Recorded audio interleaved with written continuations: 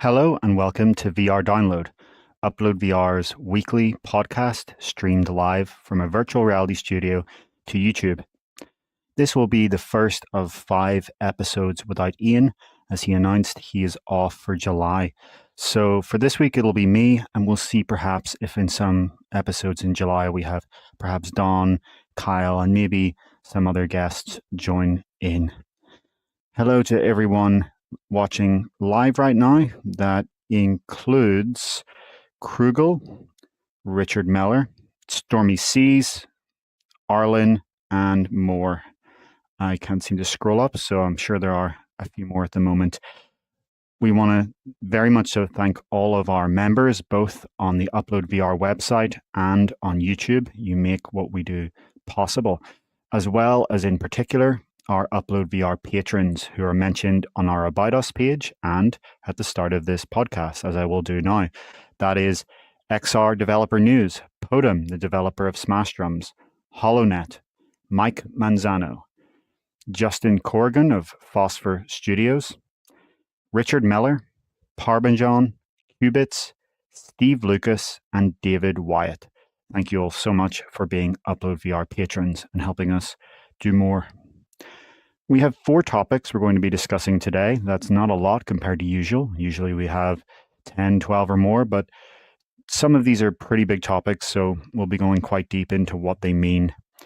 The first news we'll be discussing is just that the Quest 3S Xbox edition has sold out on the Meta Store.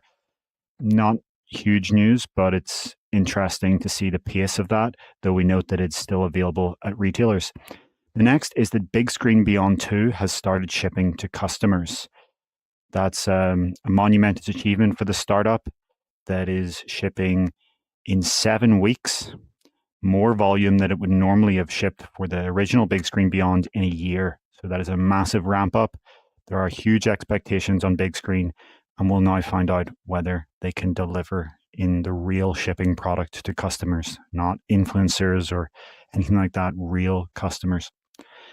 The third news topic we will discuss is the leaks of Meta's HUD glasses. It seems that their name will be Meta Celeste. We also have some low-resolution images showing their general design and the gestures of the included EMG wristband. So that product is expected to launch in October. We'll go into exactly what that is and what that isn't, and what that means for smart glasses and Meta in general. Finally, we will talk about the rumors of Apple Vision Air, as well as next generation Apple Vision Pros and Apple Smart and AR glasses. That all comes from supply chain analyst Ming-Chi Kuo. He has published a report claiming to detail Apple's headset and glasses product plans over the next 3 years. I see Paradise Decay in the comments. I see Quentin M. I see Rambus. Hello, everyone. It's good to be back because I was actually on vacation from Friday through to yesterday, so I'm actually just back myself. And now that I'm back, Ian's off, so a kind of changing of the guard there. Interesting to catch up on what's been happening in the past week. The Meta Celeste leaks really start to illuminate exactly what kind of product that's going to be. And Quo certainly has some big claims about Vision Air. Let's just start by digging straight into that first topic. The first topic being that the Quest 3S Xbox edition has sold out on meta.com. So this does not mean that it is sold out completely. It's still available from Best Buy in the US and from Argos and EE in the United Kingdom. It's just you can't buy it directly from Meta anymore. As a reminder, this is essentially just a black and green colored Quest 3S that has a Xbox Game Pass in the box, as well as the touch controllers and 3 months of Xbox Game Pass Ultimate. The pitch of the product being that you play your Xbox games using Xbox Cloud Gaming on a giant virtual screen. But to be clear, that is something that you can do with the Quest 3, the Quest 3S, and even the Quest 2. It's not unique to this headset. This headset is just sort of marketed around it and designed to have the Xbox brand colors. As we said last week, it's really cool to see a black Quest again. But personally, I'm not going to be buying this because I can't go back to Fresnel lenses in everyday use, especially for the giant virtual screens use case. For me, pancake lenses are essential to be able to rotate your eyes to look around at different parts of the screen rather than having to rotate your head. Even now, I'm actually in a Quest 3S, and as I look down here to the screen showing me how many of you are viewing as well as how many minutes we're into the stream, if I rotate my eyes, it's blurry, so I find myself panning my head even without thinking about it. Whereas if I'm in a Quest 3, I can just look down with my eyes and not have that blur. And I think that's really significant when you want to have a giant screen. Because yes, something like a Quest 3S can do the giant screen that glasses like X-Real promise but can't really do. They can do a big screen, sure, but not a giant screen. The problem is with Quest 3S, that entire screen is not always clear given the kind of blur on the edges. It's not horrendous, to be clear, and the closer your IPD is to one of the three fixed settings of the Quest 2 and Quest 3S, the better it will be for you. But especially if you were right in the middle of those IPD values, the blur can be quite harsh.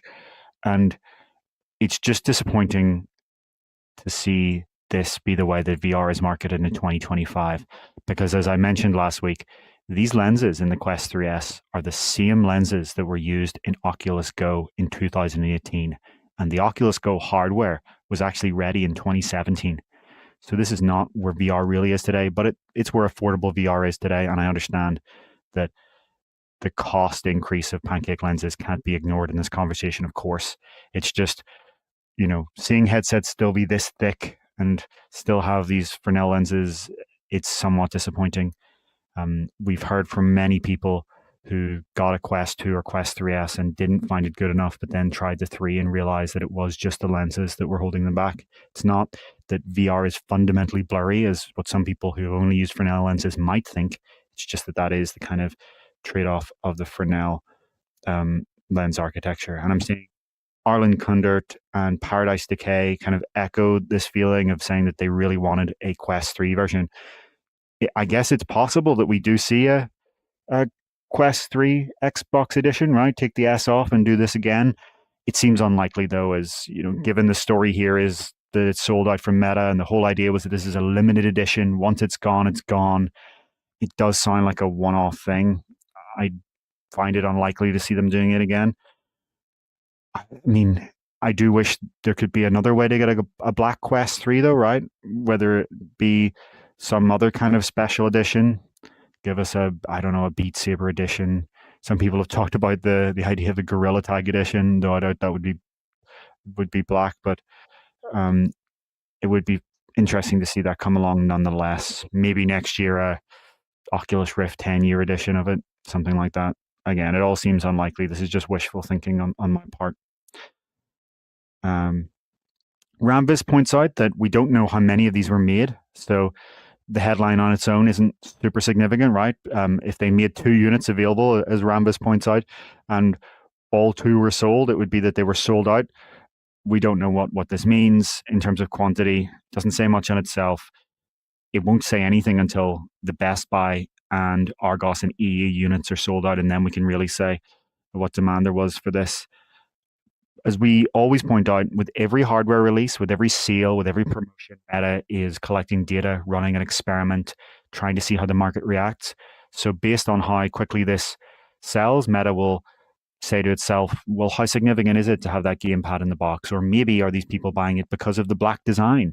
Or are they buying it because they just love the Xbox brand? It's difficult to say for people who buy this what exact reason is it, but it's some confluence of these factors together. Personally, I think this looks a hell of a lot better than the white Quest 3. The white Quest 3S, I should say. I am not a huge fan of Meta's current designs. I thought Quest 2 looked very elegant in white with its small 4 grayscale sensors up in the corners. It was a very kind of sleek looking headset. But personally, I'm of the opinion, as I've said many times on this show, that the Quest 3 and Quest 3S are quite ugly designs, to be honest. We've talked about the idea of using your headset in public, be it on a train or a plane, in a waiting room of some sort. And I can't imagine wanting to do that with either Quest 3 or Quest 3S, though with this black color scheme, it becomes more appealing. still becomes the bulk, being the main limiting factor for Quest 3S specifically, though. Big's pointing out that, the use case this is being marketed around 2D traditional gaming in very light XR hardware is going to be huge. Definitely strongly agree with that. Already, a lot of people like to pair their X-Real or glasses or similar birdbath glasses with their Steam Deck, for example, as a great portable gaming setup. You can imagine that as full-fledged XR headsets get thinner and lighter, people want to use that more. Already, the Vision Pro is great for this, especially through something like the Steam Link iPad app or one of the other apps that allows you to connect to Steam on Vision Pro because of that great-looking 4K micro OLED display in each eye. If you can, it's quite clear by using that once you can get that level of visual quality into something that's sleeker and lighter and more portable, as we will actually talk about in our fourth topic today, there's going to be a pretty big market for that. And we've obviously been talking in the past month about how all signs and sources point towards Meta's next headset next year being designed around this use case of virtual screens, being a very, very lightweight, sleek headset with a tethered compute puck that you would be able to use the same use case for, except instead of having, this bulky 500-gram brick on your face, you would have, according to the rumors and reports, a maybe 120-gram headset on your head alongside something down in your pocket. The trade-off being, of course, that there's a bit of cable snag. It's not as portable and sort of elegant, but that being a worthy trade-off for just sitting down and using large virtual displays. One thing that I really want to see arrive with this kind of trend of traditional flat screen gaming through XR headsets is 3D. I want to see either NVIDIA GeForce Now or Xbox Cloud Gaming allow developers to easily support 3D here. We're not talking about a full VR game, just taking the traditional game you already have and adding 3D. This is something you can do on PC through injection, but I'm talking specifically about people who don't own a PC being able to just use one of these headsets with a cloud gaming account. But even in the meantime, it would be great to make it easier for Steam. There are rumors, of course, that Valve wants to do this with Deckard, make it a huge use case of being able to turn your traditional Steam games into 3D gaming experiences. On Apple Vision Pro, there are actually quite a lot of games that are essentially this. They're flat screen iPad games, but where the developers added 3D in to bring it to Vision Pro. Sometimes they also do things like bring the UI outside of the frame, so the UI elements are floating alongside it. It's actually very effective and makes it's a lot. How do I put this? It definitely has a better feeling than just playing traditional 2D gaming. Over time, it makes a lot of sense. But right now, of course, people using a headset are a very small percentage of the users on Xbox Cloud Gaming and GeForce Now. So it's not something I expect to happen anytime soon. More likely to happen on Steam through your existing PC. But yeah, it would be great to see. Having a look at some of the comments here. Not Suspicious agrees with me that Quest 2 looked sleek and white, but the white on Quest 3 line looks a bit ugly. Yeah, it's the way they just kind of cheaply stick the cameras in the front. In Quest 3's case, there's 3 of them, and as humans, we expect to see things with 2 eyes, right? If something has 3 eyes, it looks very weird and creepy to us, almost instinctually.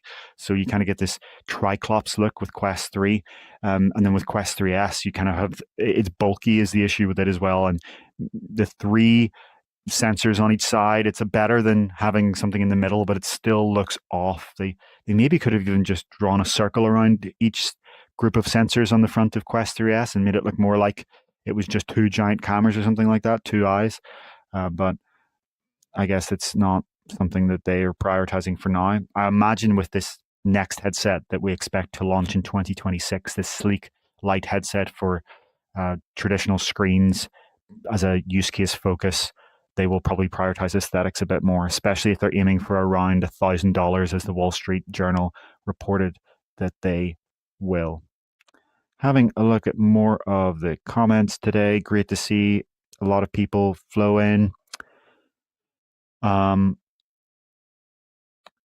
Mastores Mars pointing out that it's too bad that Microsoft didn't actually make a VR headset like Sony.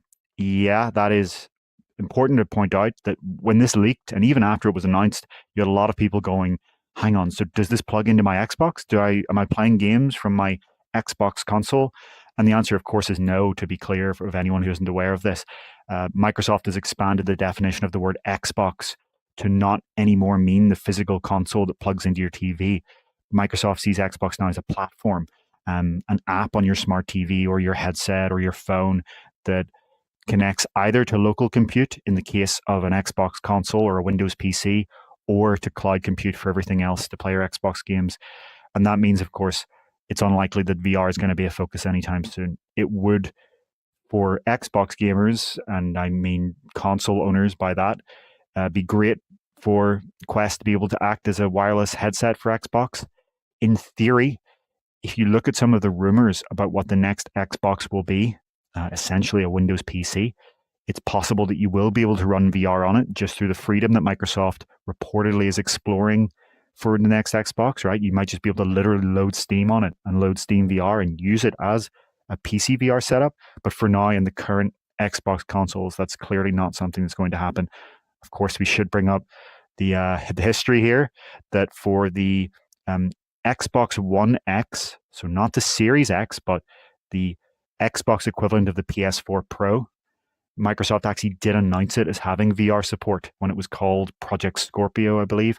And it never happened. They announced it and it just did not happen. So it was clear that at some point Microsoft did want this. But for now, the only way I expect to see VR arrive on Xbox is through the ability to just put Steam on the next Xbox console, which seems highly likely at this point. Some people are saying that they are much more interested in the traditional form factor Quest 4 than the ultralight headset coming next year. To be clear, this ultralight headset, we fully expect that it will run Horizon OS and run every app on the Quest store, the Horizon store, that supports hand tracking. It also seems likely to me, though this is my speculation, not based on sources, that it will support touch controllers optionally. You'll be able to buy them separately, I would expect, and play the other titles. Maybe the controller tracking volume isn't quite as wide because it's not optimized for that. But it's not clear to me that, let me put it this way. If you want a direct traditional Quest 4, it sounds like that is not going to happen until 2027. However, if you want something that is not called Quest 4, but is an upgrade to your Quest 3, it seems that the Asus ROG Horizon OS headset will essentially be that. It looks like Asus is essentially trying to make a Quest 3 upgrade for people who use their Quest 3 to play VR games. So a Quest 3 Plus, or perhaps something that is in all but name a Quest 4, depending on what you're looking for. And so if that is what you're looking for, I would reiterate what I would say before, that Asus ROG is the company you want to be looking to, for now, at least. And I think Onakazi is actually pointing this out in the comments, yes, that other companies are going to take the mantle of the traditional Quest 4 idea for now. Wabo is pointing out that the idea of playing flat screen games in 3D using a headset is not anything new, that they were using the app Vorpex from 2015. That is a real kind of throwback there. People were using this app called Vorpex long before UEVR to inject 3D and VR into games. It was the OG software for doing this. And yeah, I have fond memories of doing this on the DK1 and DK2, the old Oculus development kits from over a decade ago now. So it seems natural, and I would imagine Valve, if any company, is going to be the first to deliver it on a platform level, because as much as I expect many people in the comments and many people listening now have no problem with downloading an injector from GitHub or wherever, for the average gamer, they need something that just, you click an option on the Steam overlay and it kicks in, or on your Xbox Cloud or NVIDIA Now, whatever it happens to be. Let's see any other comments here. Not Suspicious is asking, do we think the ultralight Meta headset will have varifocal tech or not? Extremely unlikely to arrive in that time. The varifocal is, the problem I think with varifocal is for the cost that it would add in terms of the total cost needed. the benefit is not worth it for most people. I've tried varifocal headsets, and it does add this really great sense of realism. You're missing a depth cue in all current headsets with these fixed focus lenses. And yes, it does add realism. It also, for many people, depending on your age and your eyesight, allow you to actually see very high resolution, sharp imagery in the near field. And without a varifocal headset, you will always see blur for many people's eyes when you bring objects close to you. So it will be important over time, especially as we get into very, very high angular resolutions. And I expect that it will arrive on the market sometime in the later half of this decade. I just don't think it's going to be a focus for Meta, because Meta's focus remains delivering something that is below $1,000, right? Whether that be $999 or anything below. I don't think Meta's interested in shipping a headset that goes above that. I would perhaps expect Apple actually to be the first to ship that, and we'll talk later on in the show about an Apple product that I think maybe varifocal might arrive in potentially.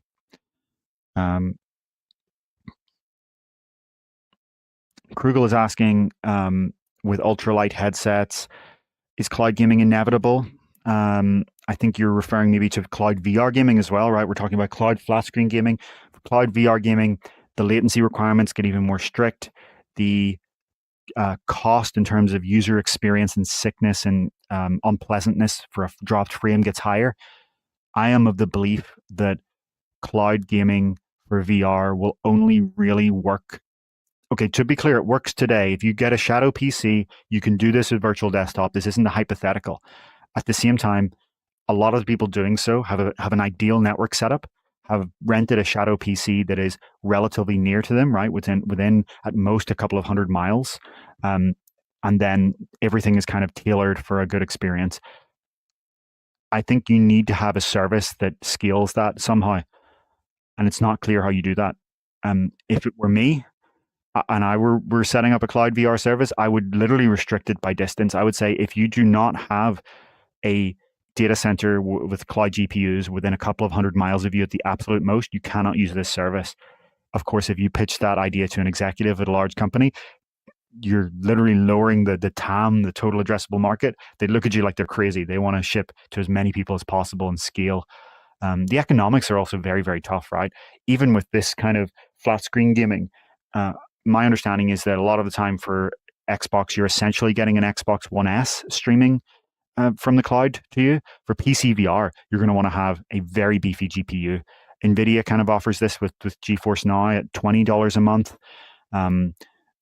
That's something that, NVIDIA can do more easily because they are the company that makes the GPUs, so they have a lower cost. They don't have to pay the margin. They're paying the base cost of the GPU. How other companies get there at the same economics is going to be challenging, right? That vertical integration that NVIDIA has allows them to do stuff that other companies can't really do. Let's have a look at some of the other comments here.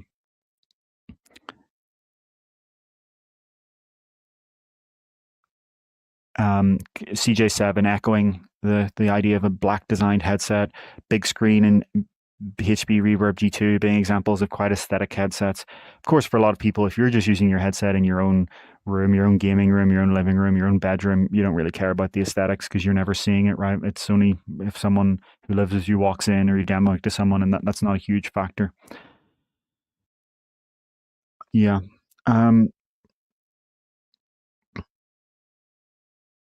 We have a lot more people tuning in, so I think we're ready to move on to the next topic here. Just having more look at the comments here. Yeah, I think we're ready to move on to the next topic. So our next topic for today is that Bigscreen Beyond 2 has now started shipping to customers. It's not a promise anymore, it's shipping. And that obviously puts massive expectations on Bigscreen. This is a startup that, of course, began by making an app for VR that let you co-watch experiences with people using either your own PC or over time things like YouTube and having their own big screen channels. They've done movie rentals and run up against the issue of Meta taking a 30% cut and being unable to scale a business around that. At some point, they decided that they wanted to make the headset that was ideal for their use case of using your PC to sit down in a theater. And that happened to also be a headset that's great for VR gaming on PC in general, right? It's not just a one use case headset. Their philosophy, of course, is every gram matters, and they want to make the lightest, smallest headset possible, leveraging the fact that it doesn't need to be standalone on PC. Your PC has all that hardware. Also leveraging the fact that people on PC, if they're already using a HTC Vive or a Valve Index or something like that, often already will have base stations if they're an enthusiast, or if they're willing to already spend $1,000 on just a headset and they have a PC in one fixed room, perhaps won't mind too much using a base station. Of course, a lot of other people do mind that, and that's one of the biggest kind of blockers still for people to want to purchase a Beyond. So to be clear for anyone who doesn't know what Bigscreen Beyond headsets are, just like the original, Beyond 2 and 2E are tethered PC VR headsets that use Steam VR tracking. So you need a PC with a powerful graphics card and at least one tracking base station from Valve or HTC.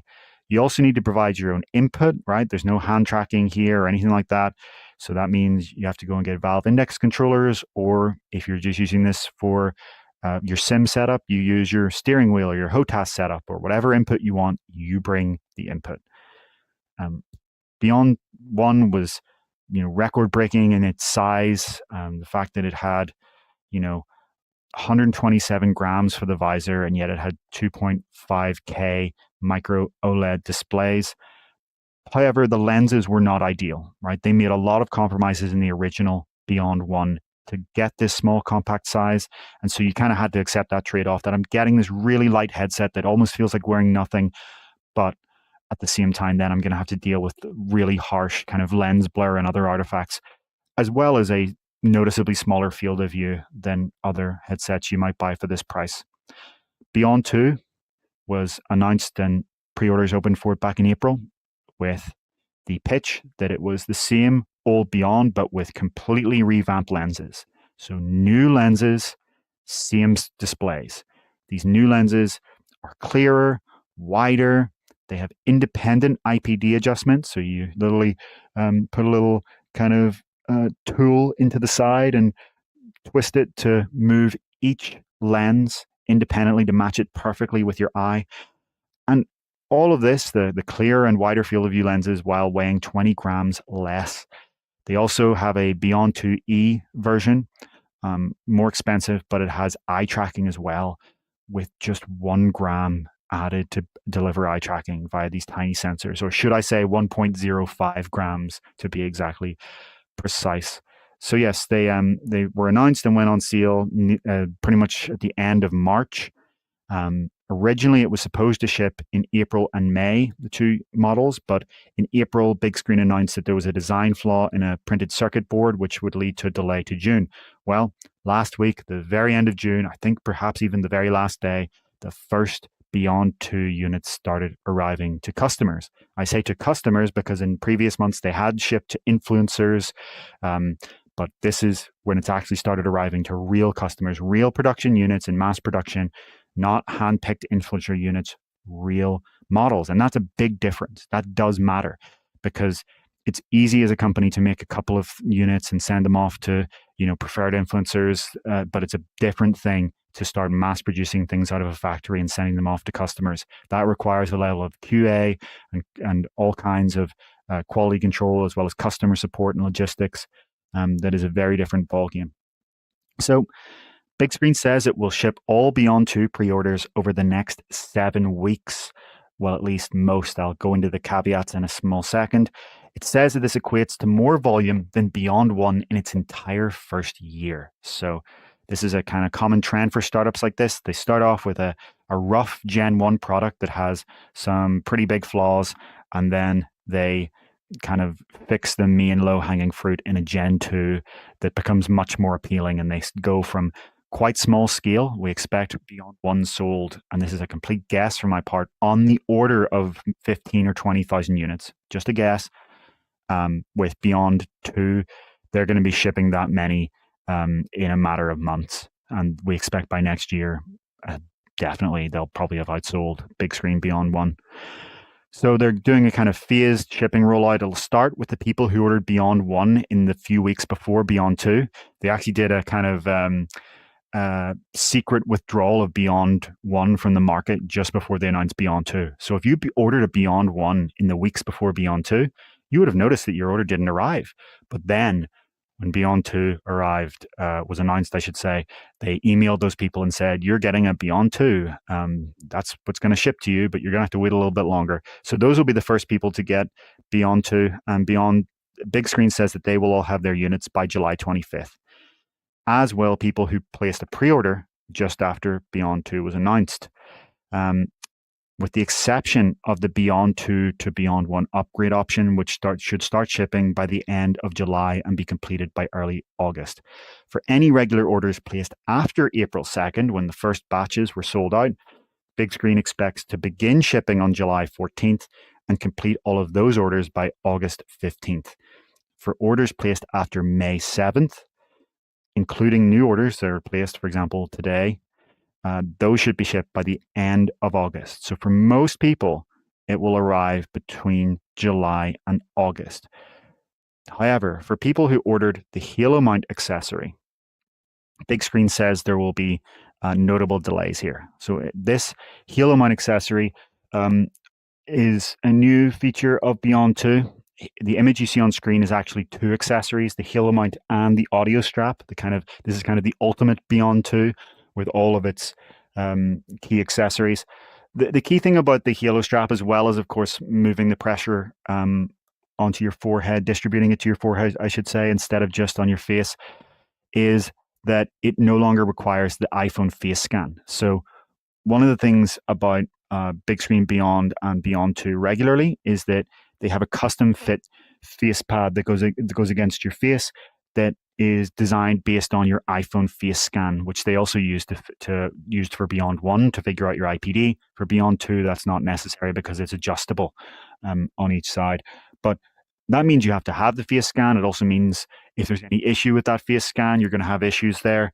Well, with Beyond 2, they have this Halo mount option instead coming later in the year. It also means you can share it more easily, especially useful for enterprise use cases.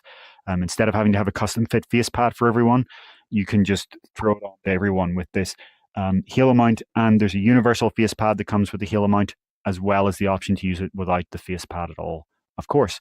So that's essential for enterprise and for sharing. I've tried someone else's Beyond 2, and I always had to kind of hold it on my head because it's shaped for their face and it wouldn't sit right on mine. And that's one of the reasons Bigscreen can have this, incredibly comfortable, lightweight headset, but it also has its trade-off. Anyway, to get to the point here, the Halo mount accessory was supposed to ship by the end of September, but Bigscreen now expects many of them to slip into October due to manufacturing delays. So if you ordered just the headset and Halo mount, you wouldn't get your Beyond 2 until maybe October. And so Bigscreen is actually recommending that you reach out and provide a face scan and order the regular face pad, the custom fit face pad as well, so that you can get your headset in August and then your Halo mount in October. So we, as I keep saying, this is Bigscreen's make or break moment. This is the moment where we see, can they deliver, working units at scale, keep to their deadline of getting all of these out by the end of August, keep the quality level up, help customer support issues. All of these things are going to be challenging. They've boasted about how the 7 weeks of shipping will have more volume than 1 year. That's great in terms of how successful they are. It's also a nightmare in terms of just how much is going to happen here. Everything, all of the little issues that might happen to one or two customers get magnified as you scale up. And this is where I think we see, is Bigscreen going to be a pillar of PC VR? Is this going to be one of the kind of key PC VR headset companies of the next few decades, or will it crumble under the pressure? It sounds a bit dramatic, but I do think that this is what this is, because the kind of reputation that they set here, the kind of the experience that they give these customers who are trusting them as a startup for the first time, who have said, you know what, I wasn't ready with Beyond One, but you've claimed you fixed these issues. Let's see if you can deliver. This is going to be a very big moment for the company. Let's have a look at some of the comments here. We have a lot of people weighing in about Bigscreen. I see quite a few people hoping for a Beyond 3 with inside-out tracking, computer vision tracking. It is a massive, I guess, trade-off of the product that it does require these base stations. If you already have them, it's not an issue. If you don't, spending $150 per base station, so you could use one in theory if you had it at an ideal position and you're just having a sim racing setup or something like that. But if you are doing room scale VR, you're going to want 2 at minimum. In many cases, you may want 3 or 4 to help with occlusion. And these are, as I keep saying, $150 items.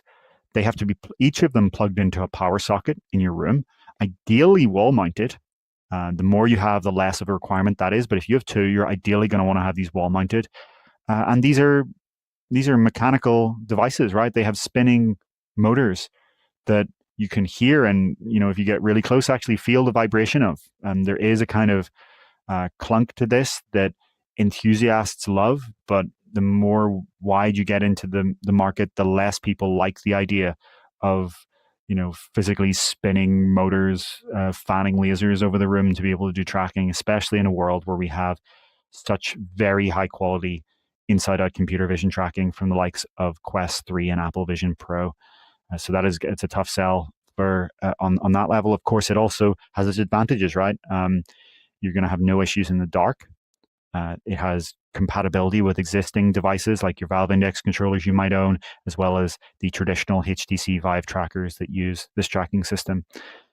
So, yeah, I do see, though, again, a lot of comments here really hoping for an inside-out tracking version.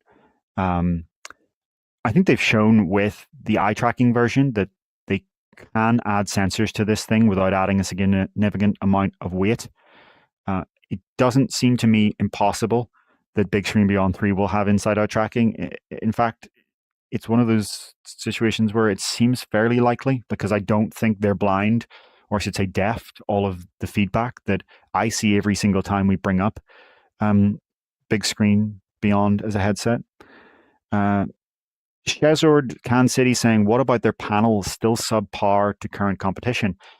Yeah, I think they're definitely seeing competition now from the likes of Shiftall, Meganix, Superlight, which has 4K micro OLED panels, though a smaller field of view. That's the trade-off there. You get higher resolution, brighter with the Shiftall.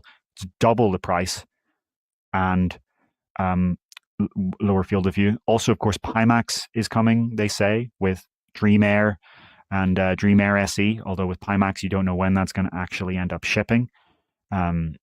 But it does seem the competition is on the way.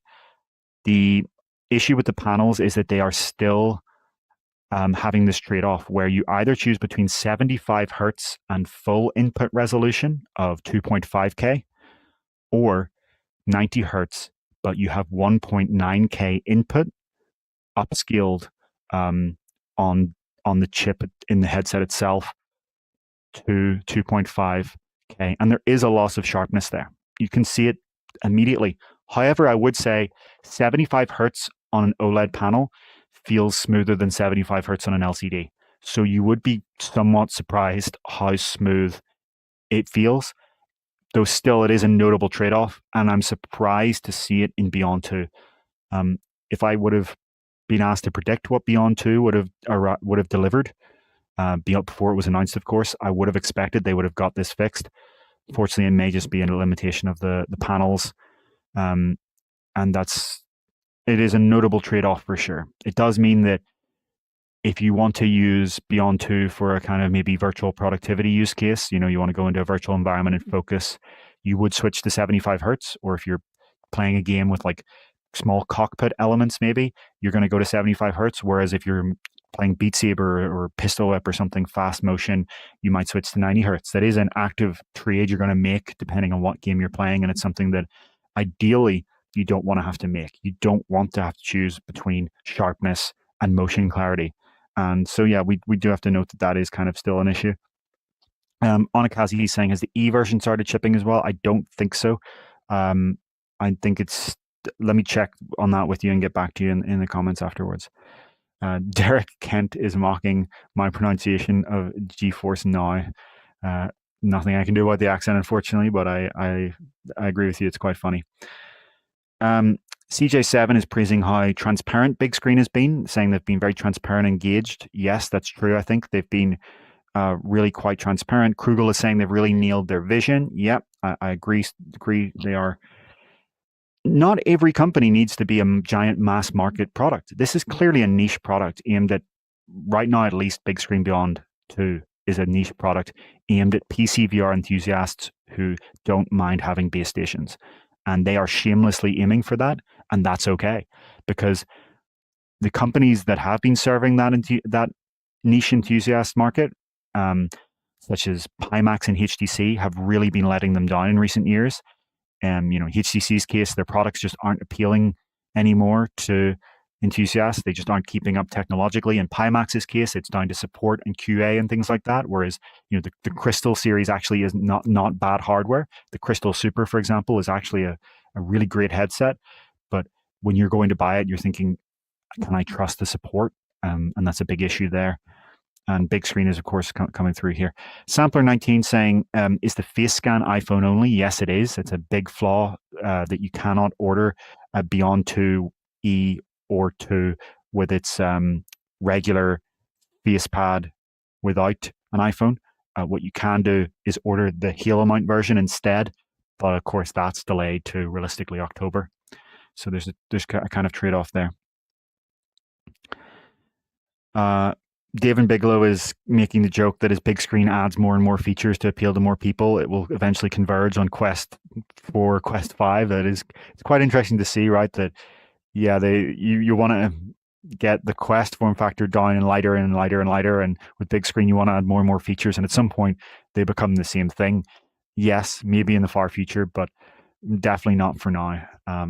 But you can imagine if they wanted to, in the Bigscreen Beyond 4, add wireless or something, then yeah, you're going to ask, where's the real difference? Right now, the Bigscreen is what it is because it's differentiating by cutting out standalone, by cutting out pass-through. There's no pass-through here.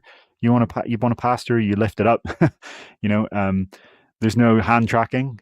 All of these things are cut out on purpose to get to this really lightweight version. Having a look at more of the comments here. CJ7 saying that they run on the lower refresh rate on Bigscreen Beyond 1 most of the time. Yep, again, it is. Look, for Quest 2 and for Quest 1 especially, right? Quest 1 wasn't 72 hertz only, right? It didn't go above 72 hertz. Quest 2, of course, has 90 and 120, but most games are at 72. So it's not like this isn't the biggest deal in the world having to be at 75, but it's also notable. It's something we should note, but at the same time, yeah, it isn't the biggest deal in the world, depending on your use case, given that it's an OLED panel. Personally, I do think refresh rate does matter a lot, though, especially if you're paying $1,000. It's a tough one. Onakazi is asking about that iPhone requirement. Are there any Android phones with a structured light sensor for the selfie cams? Google did it, I think, with the Pixel 4. Yeah, off the top of my head, either the Pixel 3 or Pixel 4. But over time, they just do face unlock through computer vision now without having structured light. They just do like a multi-frame analysis of the RGB camera. So that's how you get face unlock on Android, and they don't use the structured light sensor. You could argue Apple's is more secure in practice. It's probably not a massive difference, but it does mean you can't really do a high quality 3D face scan on Android phones for now. Yeah, and Arlen just echoing that niche markets aren't a bad thing. It's totally fine for a company to worry or to focus, on a niche market. Onakazi pointing out that they forgot about the Pimax Dream and they've stopped worrying about it until the headset is in non-affiliate reviews. Yeah,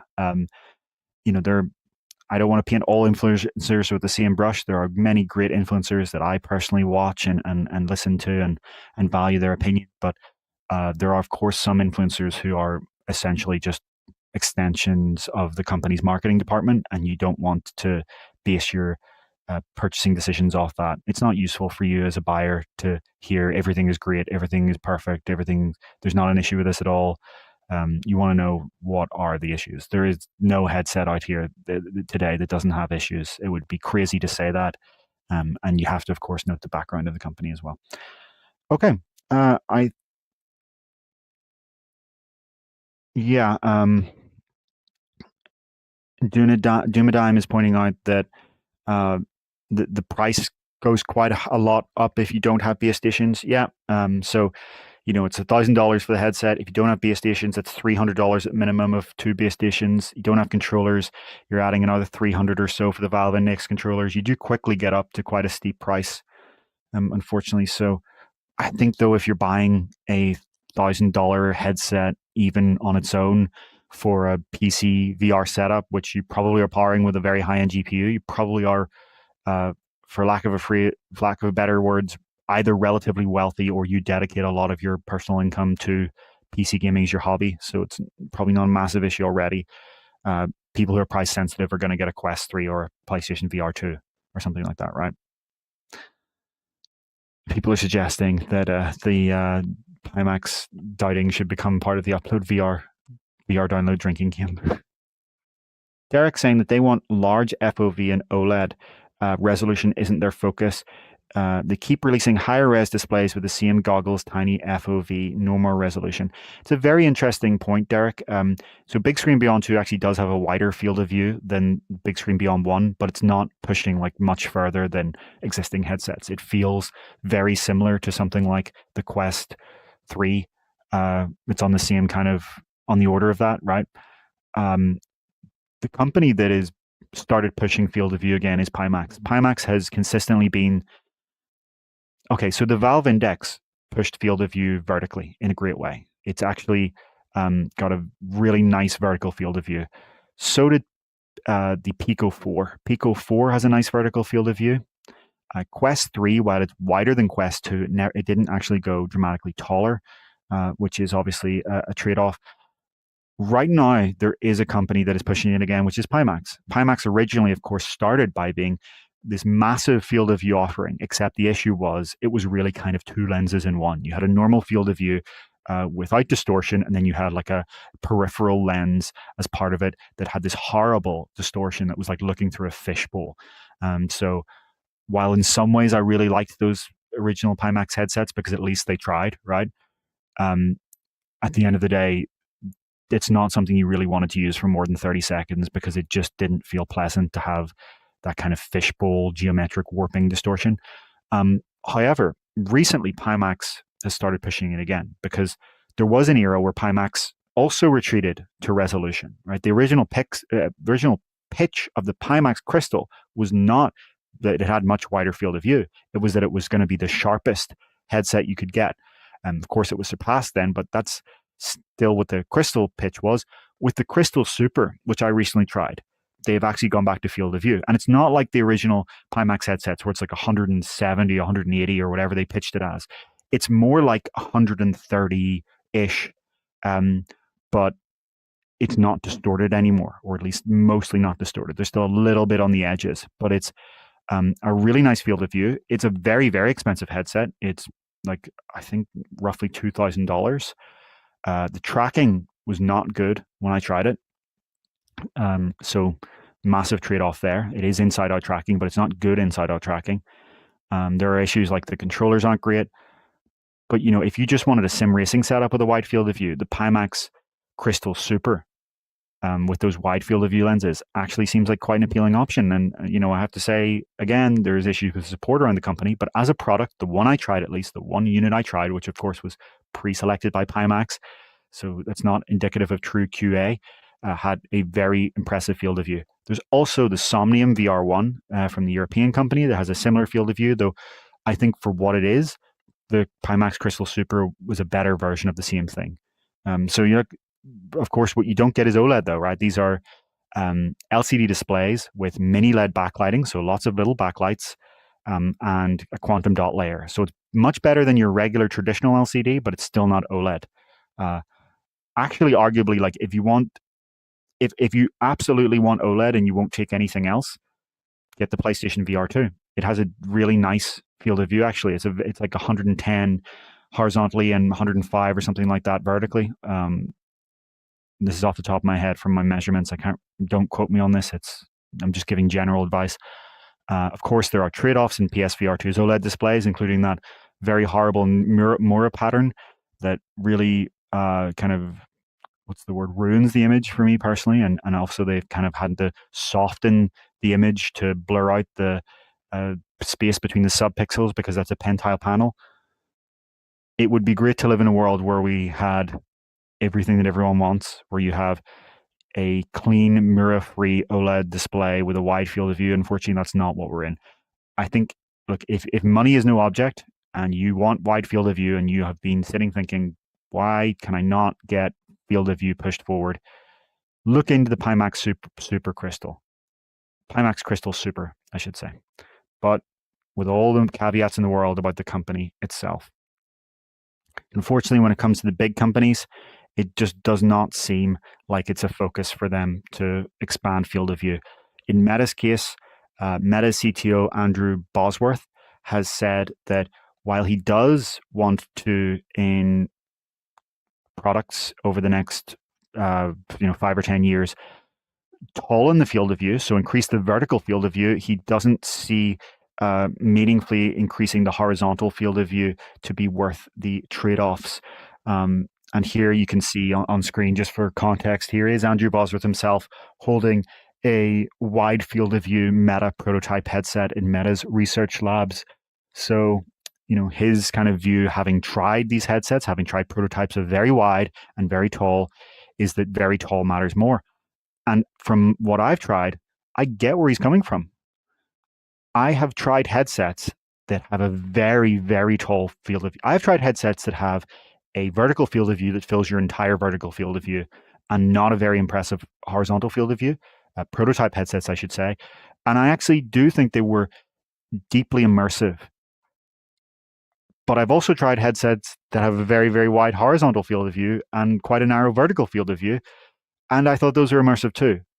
But it depends on the context. I do think there was something about the vertical field of view that made me feel more connected to the virtual world. And I think that's because when you can, especially when you're standing for room scale VR, when you're walking around and you can see the floor and the ceiling at the same time, as you kind of translate forwards, there is this connection that your brain makes of, I'm actually in this world, that when you can't see below you, you can't see the ground that you're touching, there's this kind of loss of connection, for lack of a better word. I think your brain kind of does connect, even though it can't see its body, right? Even if you don't have body tracking or leg tracking, as you touch the ground and you walk forward, and that's matched by a ceiling and floor that are moving backwards relative to your field of vision in a way that matches the way you're walking, there's something where your brain kind of just clicks.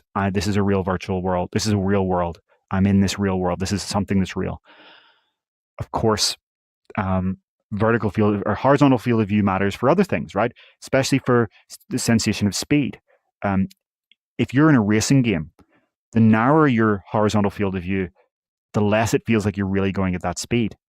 So one of the things I tried when I tried a very wide field of view X-Tile headset, which again had a really not impressive vertical field of view, I tried like a flight sim game. I've also tried a similar headset on a racing sim, and you get this real sense of speed and exhilaration by seeing the kind of peripheral rush past you as well that you're never going to get on a narrower field of view headset. So it's interesting to see the trade-offs here. If you want it in products, I wouldn't expect it from companies like Meta. In fact, for their next headset next year, I would expect a slight step back, something that's more like Quest 2 than Quest 3, because they're trying to make an ultra-light headset. There's big questions as to what you might expect from Asus, though, with their ROG headset. We don't know anything about what the field of view might be there. Also, Valve is a company that clearly cares about field of view. Interestingly, when it comes to the horizontal versus vertical thing. Valve is actually on Andrew Bosworth's side. I watched a Valve talk, God, a decade ago, I think, in 2015, where they were actually saying that in their experiments with early versions of what would become the HTC Vive, they found that for room scale VR, vertical field of view mattered more. And so that's something they prioritized in the original HTC Vive and the Valve Index. So I would expect Valve Deckard to have a focus on vertical field of view as well as perhaps horizontal, but we don't know about that yet. Um, I would I would expect Valve will not deliver a narrow field of view, though. I think there's a good possibility that Deckard is either the same as Index or a bit far forward. It would be surprising to me, but not impossible, but surprising to see Deckard step back from Index in that regard.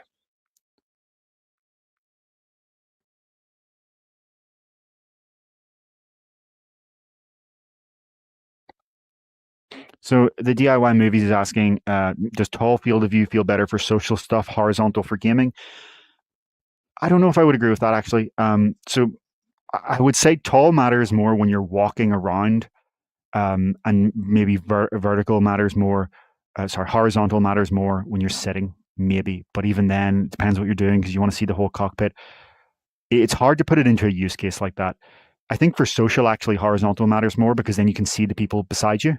You always one of the big limitations of social VR today, especially if people are like beside you. We talk about this use case of sitting beside a friend on a virtual couch and watching a movie, or sitting beside a friend at virtual courtside at a basketball game and watching with them. But the problem, of course, today is if you're looking forward, you can't actually see the friend beside you. So they, from the concept of object permanence, fade out of existence until you turn around to them again.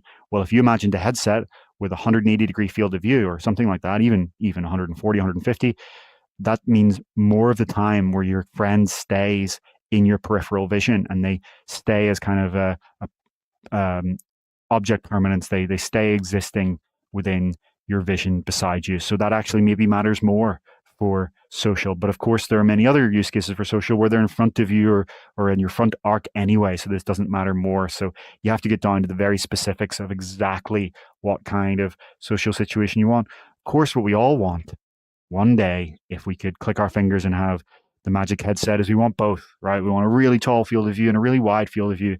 But obviously, then there are massive trade offs. The wider the field of view, the lower the angular resolution given the same panel, right? If you double the field of view on the same panel, you half the angular resolution. It's basic math, right? It's not controversial. There's also a rendering issue. So even if we ignore the fact that to get the same angular resolution, you'll then need a double the resolution panel on each axis. That means double the number of pixels rendered. Even if you ignore that part, you actually have to render more geometry as well.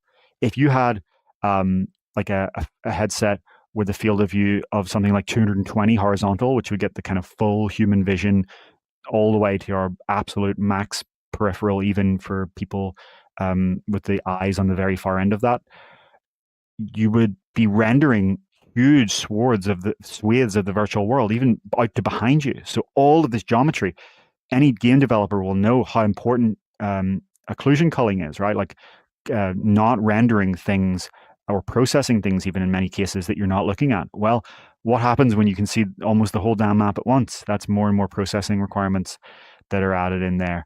Of course, this is only on like the performance side. What about the headset design? You have to get. We're all talking about how we want these thinner and lighter headsets that are, more comfortable to wear. Well, what happens when they have to get wider and wider and taller and taller? That's obviously trading off against weight, not to mention cost. So ideally, yes, but unfortunately, it's going to be a long time until we get all of what we want at once. And of course, there's another point here. People are pointing out that it trades off against binocular overlap, right? So, if you want to cant the displays out to get a wider field of view, you're actually trading off then against the amount that the displays overlap, which reduces the 3D effect that you see. So the world actually feels less three-dimensional, less real. So do you want to feel more like you're in the world, but that the world is less real? Or it's a tough one. I would love to, teleport into the future where all of this is solved one day. It will be solved one day. One day we will get everything we want. I'm quite sure of that. it's just as to how far away that day is. And it does seem it's probably on the scale of decades until we get, affordable yet lightweight headsets that have a really wide field of view, both vertical and horizontal, all the way out. But there's kind of a false dichotomy I'm setting up here, of course. There's a lot of room between the 105 of today and the 220 of the dream future I'm imagining. We can rightly demand that companies go up to 120, 130, 140, 150. And as I keep pointing out, Pimax and Somnium are doing so on PC. Really interesting discussion here. It's very tough as a solo show to read as many comments as I normally can when we have people going at once. Derek Kent is saying that in their view, all of the headsets, Quest 3, 3S, 2, 1, Vive, Valve Index, all have a narrow field of view. Yeah, it's all about what you're calling it relative to. So compared to the headsets that existed before the Oculus Rift DK1, these headsets all have a very wide field of view. The VR headsets you would have bought if you really wanted to get a headset in the noughties, the first decade of the century, they would have had like 40 or 50 field of view. And now you have like 100, and that was considered revolutionary when the Oculus Kickstarter happened, right? I remember trying the DK1 for the first time and being like, holy shit, because beforehand, all I had tried were headsets that were 40 or 50, right? So to me, that was a wide field of view. But of course, compared to human vision, it's not. It's not. Of course, it's not. You want to get wider and wider. I do relate with you. It does matter. I want to just validate your feeling here, for lack of a better phrase. It does matter. It's arguably the most important thing to immersion. Like if you play on a monitor, you can get 3D monitors these days. Samsung sells a 3D monitor, so it's not the 3D that makes VR magic. It's not. And people with one eye can use VR, right? And it's still great. You can also play VR completely still and do a racing or flight sim, and it's still magical, right? So is it not? It's not really the tracking. The tracking, of course, is a huge part. Huge part. Being able to move your head around, be in the world. That's a massive pillar. But I think what makes VR magic is the field of view. You can get a giant monitor and stand close to it, but it's never going to wrap around you in vertically and horizontally. And because from a fundamental optics perspective, at some point you will have to get it so close to your face that you won't be able to focus on it. You need lenses to magnify it out to a wider distance. And it won't be, even if you did have like a giant curved monitor right in front of your face. So if you had it just past the point where your eye can actually focus on it, that's not going to feel like the image is far away. It's going to feel like you're sitting right in front of a giant monitor, right? It's never going to feel, even with 3D, it doesn't feel far away. VR, as well as that kind of ability to magnify the image out, it's the field of view that matters. It is fundamentally the field of view that matters. And perhaps the industry has forgotten this in a way, that is what makes this so magic. And it is right to say that you would want to spend a lot more time in a wide field of view headset. It just comes with all these trade-offs.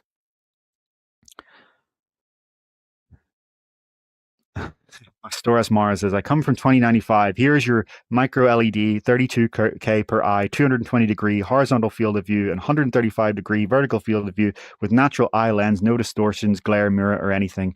You're welcome. I think it will arrive long before 2095. Okay?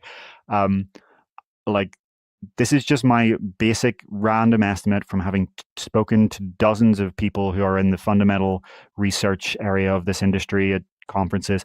I think we're going to see that kind of specs arrive, maybe 2045. This is a complete random guess. Obviously, no one can have clairvoyance. Obviously, it's almost silly to try and predict the future like that. No one's ever going to get it right. That's just an off the cuff, what kind of time frame I would expect all of our dreams to arrive on the order of 20 years. Not all I'm saying by that is not 100 years, not 10 years or 5 years either, but not 100 years.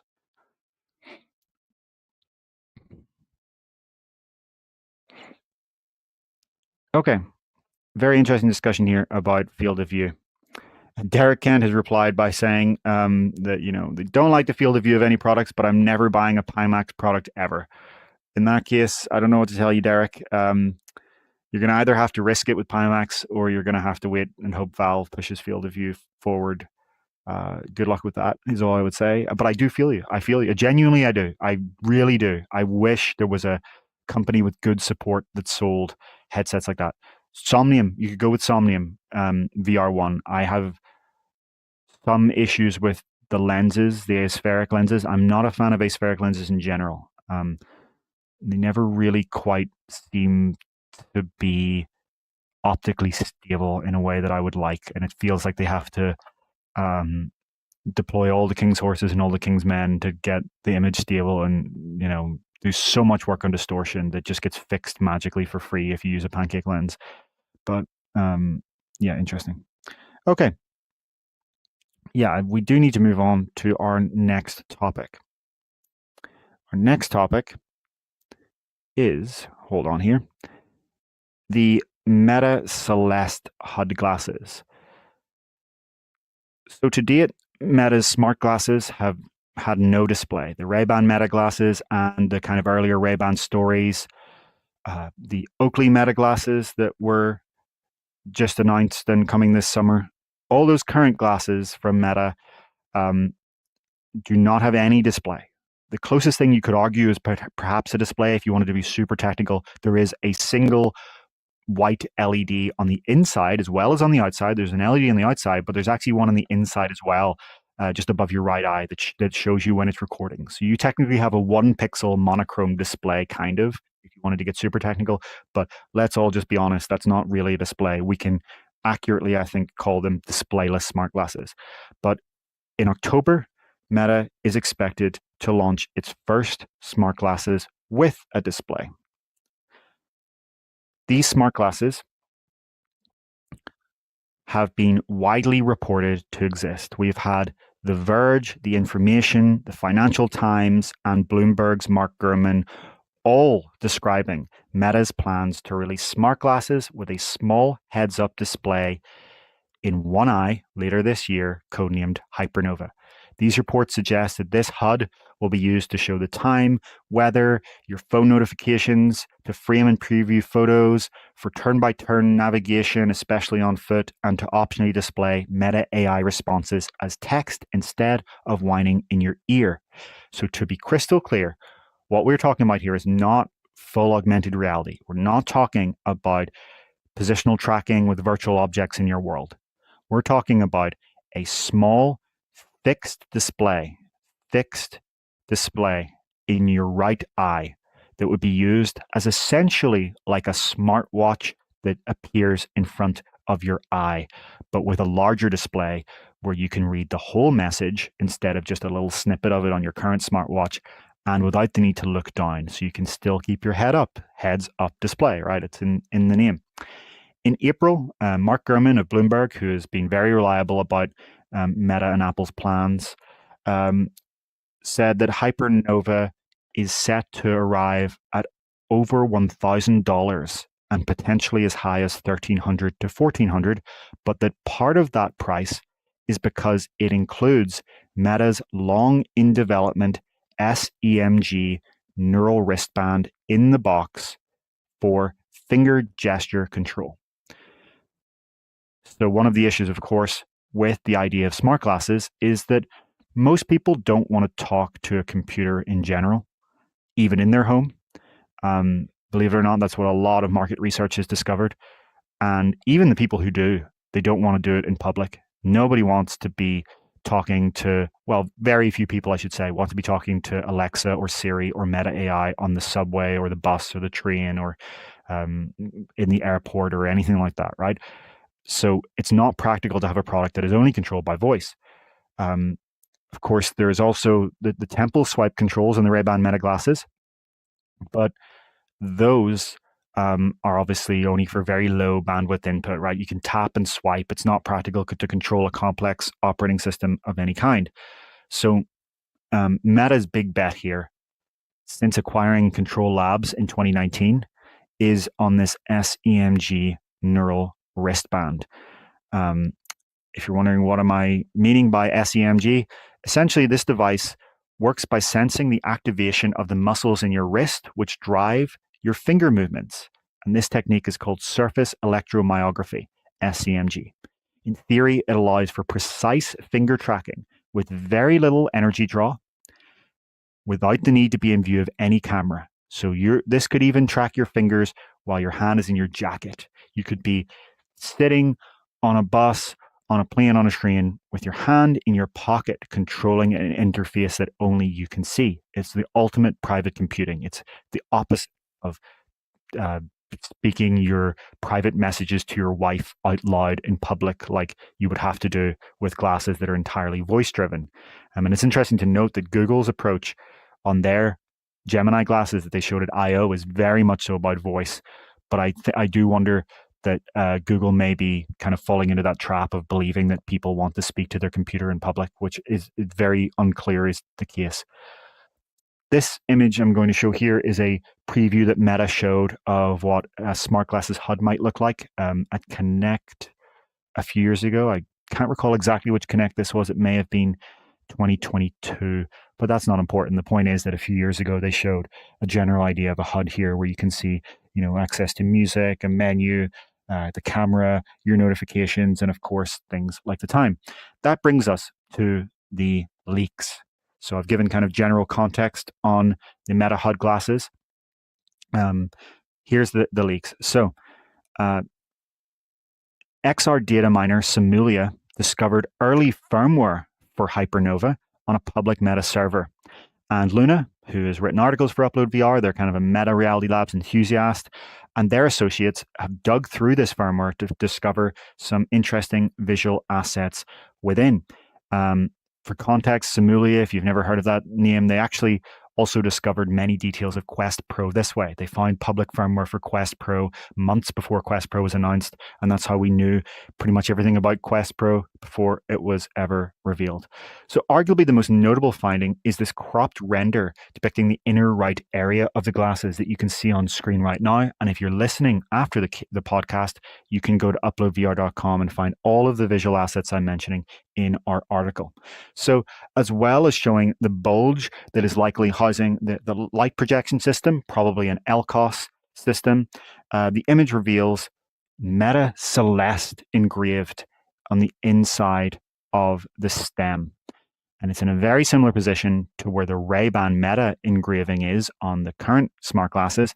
So this strongly suggests that this product will be named Meta Celeste glasses.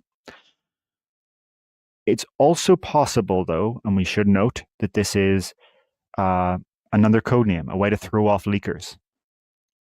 Apple, for example, called visionOS XROS till the very last minute. Most people at Apple didn't know the name was visionOS until the announcement. And they also called Vision Pro Reality Pro, for example, and that's what a lot of the leakers thought it was going to be called. So maybe Meta is doing this. I don't know if I'm going to ascribe that much leak strategy to Meta, though. I don't know if I love Celeste as a name. Meta Celeste, it doesn't immediately indicate that this is glasses, right? There's no kind of connection there. With something like Meta Quest, at least there's an idea that this is some sort of gaming system. With Apple Vision, it's quite obvious what it is, right? It's kind of a name associated. I personally like names that are associated with the product function. If it was me, I would have just called them Meta Glasses Pro, because essentially these are going to be Meta glasses for prosumers, right, at that price point. And then kind of when the AR glasses come out, just call them Meta AR glasses, keep it simple. Let people know it by that. But it does look to be the case that these are going to be called Meta Celeste for better or for worse. You can also see the general design of Celeste. I'm just going to keep calling it Celeste for easy shorthand in these low resolution images that Luna found. And what you can see here is that this is a slightly bulkier product than the Ray-Ban Meta glasses. The stem, for example, is definitely thicker, and the frame does seem to be thicker in some places. And this is going to be because they're housing more compute, as well as, of course, that display. If we go back to this image of the inner side, you see this bulge where the micro LED projector, not micro LED, sorry, LCOS likely projector is. We don't know what the projector is. I'm just speculating that it's LCOS. It could be something else. So this actually reminds me of a report from The Information last year.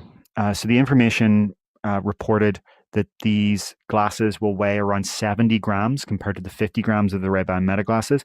But they also said that when EssilorLuxottica, the company that owns Ray-Ban and Oakley and a bunch of other glasses brands, saw the design compromises needed to put a display in smart glasses, they balked at the idea. So that's seemingly why this is a Meta branded product coming from Meta only. It's Meta Celeste, not Ray-Ban Meta or anything like that. And one of the reasons I want to note that is because a lot of other news outlets have erroneously reported this as the next generation of Ray-Ban Meta. To be crystal clear, from everything we know, we expect that this will not be Ray-Ban Meta glasses. We have actually talked on this show that there have been leaks of next generation Ray-Ban Meta glasses coming next year, but they do not include a display. So what I want to underscore here is that the situation here is not that we will have displayless smart glasses that are succeeded by smart glasses with displays. It will be that there are tiers of smart glasses, essentially 3 tiers. You will have the displayless smart glasses that are controlled mainly by voice today. They will continue to exist because they will be cheaper. You will be able to get them today. They're $300. I imagine in over time, the price is only going to get lower. They will get, other companies will come out with Gemini glasses that are $200, $100. I'm sure that will happen. We'll probably be in a world where you can get $50 Chinese ones on Amazon pretty soon. That will continue to exist. The HUD glasses that we're talking about today that are essentially the same thing, they are a superset of HUD glasses, or of displayless smart glasses. They have everything that the Ray-Ban Meta glasses have, plus the display and extra compute. They will exist as a higher end product. For now, it looks like it's going to be $1,000 to $1,500. Over time, that will come down too. We probably will see, $700, $800 products that have this within a couple of years. And then true AR glasses will come out that can put virtual interfaces on a much wider field of view and virtual objects in the world with 6DoF tracking and hand tracking. They will come along as an even higher end product. So you'll have these 3 tiers of all-day wearable glasses. You obviously then will have the 4th category, the display glasses like X-Real, but we've talked before about how they're not all-day wearable. You couldn't just put your prescription in them and wear them walking down the street. That's not what they're for. I'm talking here about the kind of glasses you could wear with a prescription or just as sunglasses in the general world. 3 tiers, displayless, HUD, and full AR. And so this HUD glasses is what we expect to see come first. So Luna has also discovered renders of the SEMG wristband I referred to, and it looks to be identical to the Orion one. The picture I showed earlier was the official diagram from Meta showing the Orion AR glasses input device, this SEMG wristband. Looks like this is going to ship this year with these HUD glasses as the input device. But you will still be able to use Meta AI or the touchpad on the side from Luna's leaks, it seems. So again, superset of Ray-Ban Meta, not lesser in any way, just more, except you could argue the design compromise is lesser. They also show, Luna also found videos that show some of the gestures that will be used to control the interface here. So this includes swiping your thumb against the side of your index finger like this. So this is all sensed with the SMG wristband. Pulling and pinching. So pinching your index finger to your thumb and pulling through the air like this. Swipe up, swipe down, or horizontally. Swipe left, swipe right. All of these gestures will be sensed and allow you to navigate the interface. Mark Gurman has talked about how there will be apps for this thing. You'll have maps and photos and potentially weather. And so Luna has also found some icons that seem to be from these apps. These icons seem to be from the mapping app. These ones from the weather app. So from a product perspective of like, what are you doing with these things? The idea is that you walk down the street, and if you want to check the time or weather, you can make a simple gesture with your fingers and not look down at any point, not take anything out of your pocket. Just keep walking along and get the time and weather. And, if you get a phone notification, maybe an email or a message, you will maybe see a little icon pop up in your field of view, and you can make a finger gesture to then expand that into a full message. And all of this, again, without taking your phone out of your pocket, without pinching or without looking down to your smartwatch and scrolling the message. we are talking about a relatively small field of view here, 20 to 30 degrees, but that's still a lot bigger than your smartwatch. Your smartwatch is a couple of degrees of your field of view, depending on how close you hold it and what size it is. Maybe like 5 at most. This will be a bigger display area than a smartwatch. And again, no need to look down.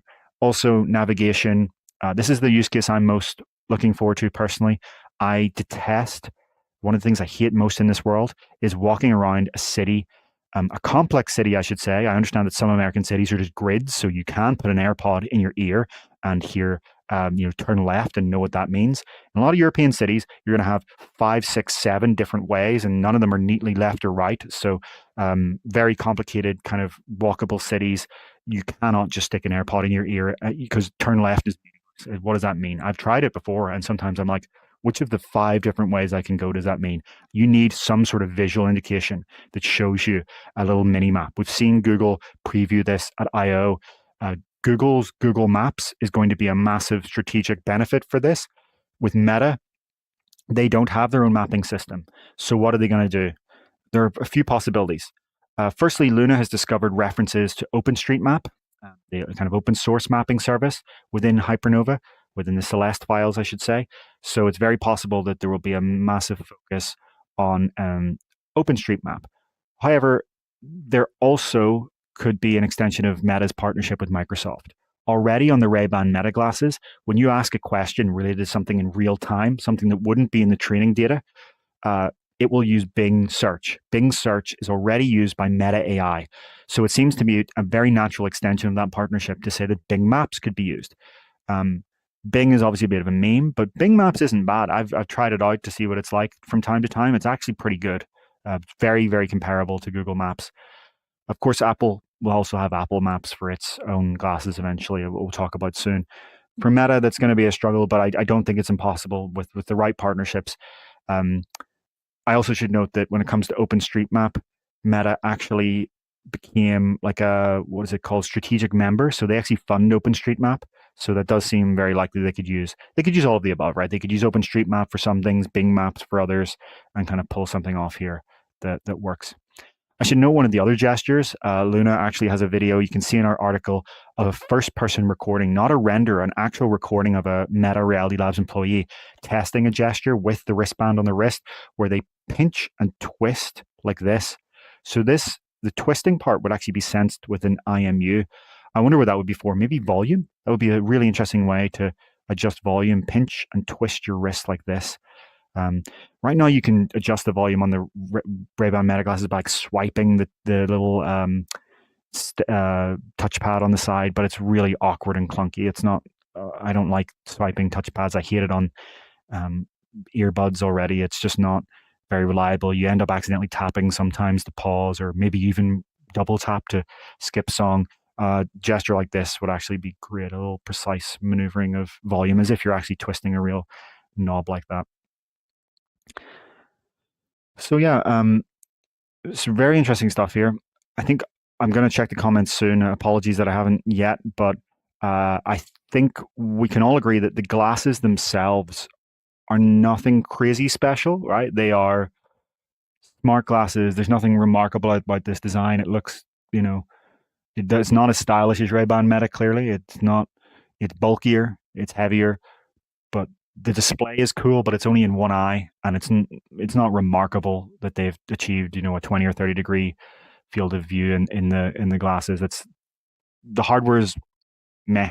It's interesting to see a company really launch a product like this, but I think what's actually very more interesting and a bigger sign for Meta's future and the long-term future of this industry is, of course, the wristband. Meta finally shipping this 6-year research project in a product. I've said it at the start of this discussion that the input problem is just as big of a problem for AR glasses as anything else. Can't dictate personal messages out loud. You can't do punctuation right anyway with dictation. You don't want to do it on the street. It's slower in many cases than using a kind of tactile or hand tracking based interface. Open air hand tracking, with just cameras would be power hungry and also lead to gorilla arm, right? You're holding up your hands like this and typing in the air and kind of touching interfaces. That would be weird walking down the street. It would be kind of very awkward to walk while trying to touch stuff that's moving around. All of these things have flaws. The most promising by far is this wristband. Eventually, I think in the same way that we say that a force feedback haptic glove would be the resistive feedback that actually resists your fingers would be the ideal input method for VR, but it's far, far off for consumer practicality. Eventually, BCI is what you want. You would want to have the back of the glasses somehow sense your thoughts, and you just think about opening an app and it opens. That's of course where you want to get to eventually, but it's going to be difficult to fit that into the arm of glasses and do that non-invasively. It's going to be a real tough one. Meta did research that at one point, but that's not happening anytime soon. In the medium term and short term, this wristband, this sensing your finger movements without actually tracking them, is the most promising, especially because I don't know how precise this first shipping product will be, but Ian, for example, has tried some of the research versions of this. They're kind of bulkier, but they do exist, and they were so precise that you could use this most tiny, subtle movements of your fingers. In fact, you could just essentially think about moving your fingers, and those tiny little movements that are almost imperceptible would actually let you control an interface with extreme precision. Here's an earlier version of what the kind of early prototypes of this wristband looked like, and I'll show you in a second how that compares to what we have shipping. That's an early prototype, and then you see now that like what Meta is looking to ship is obviously a very sleek version that may not be as precise. Ian also tried a demo where you wore two of them, one on each wrist, and you could type as if you were typing on a keyboard with perfect precision. You could do this with hand tracking, of course, yes, you could, but actually being able to sense when exactly your finger is touching a surface, that requires extreme precision. And I think also line of sight. So you always have to have the cameras able to see. Occlusion issues would get in the way. It seems much more promising that you could do it with two wristbands over time.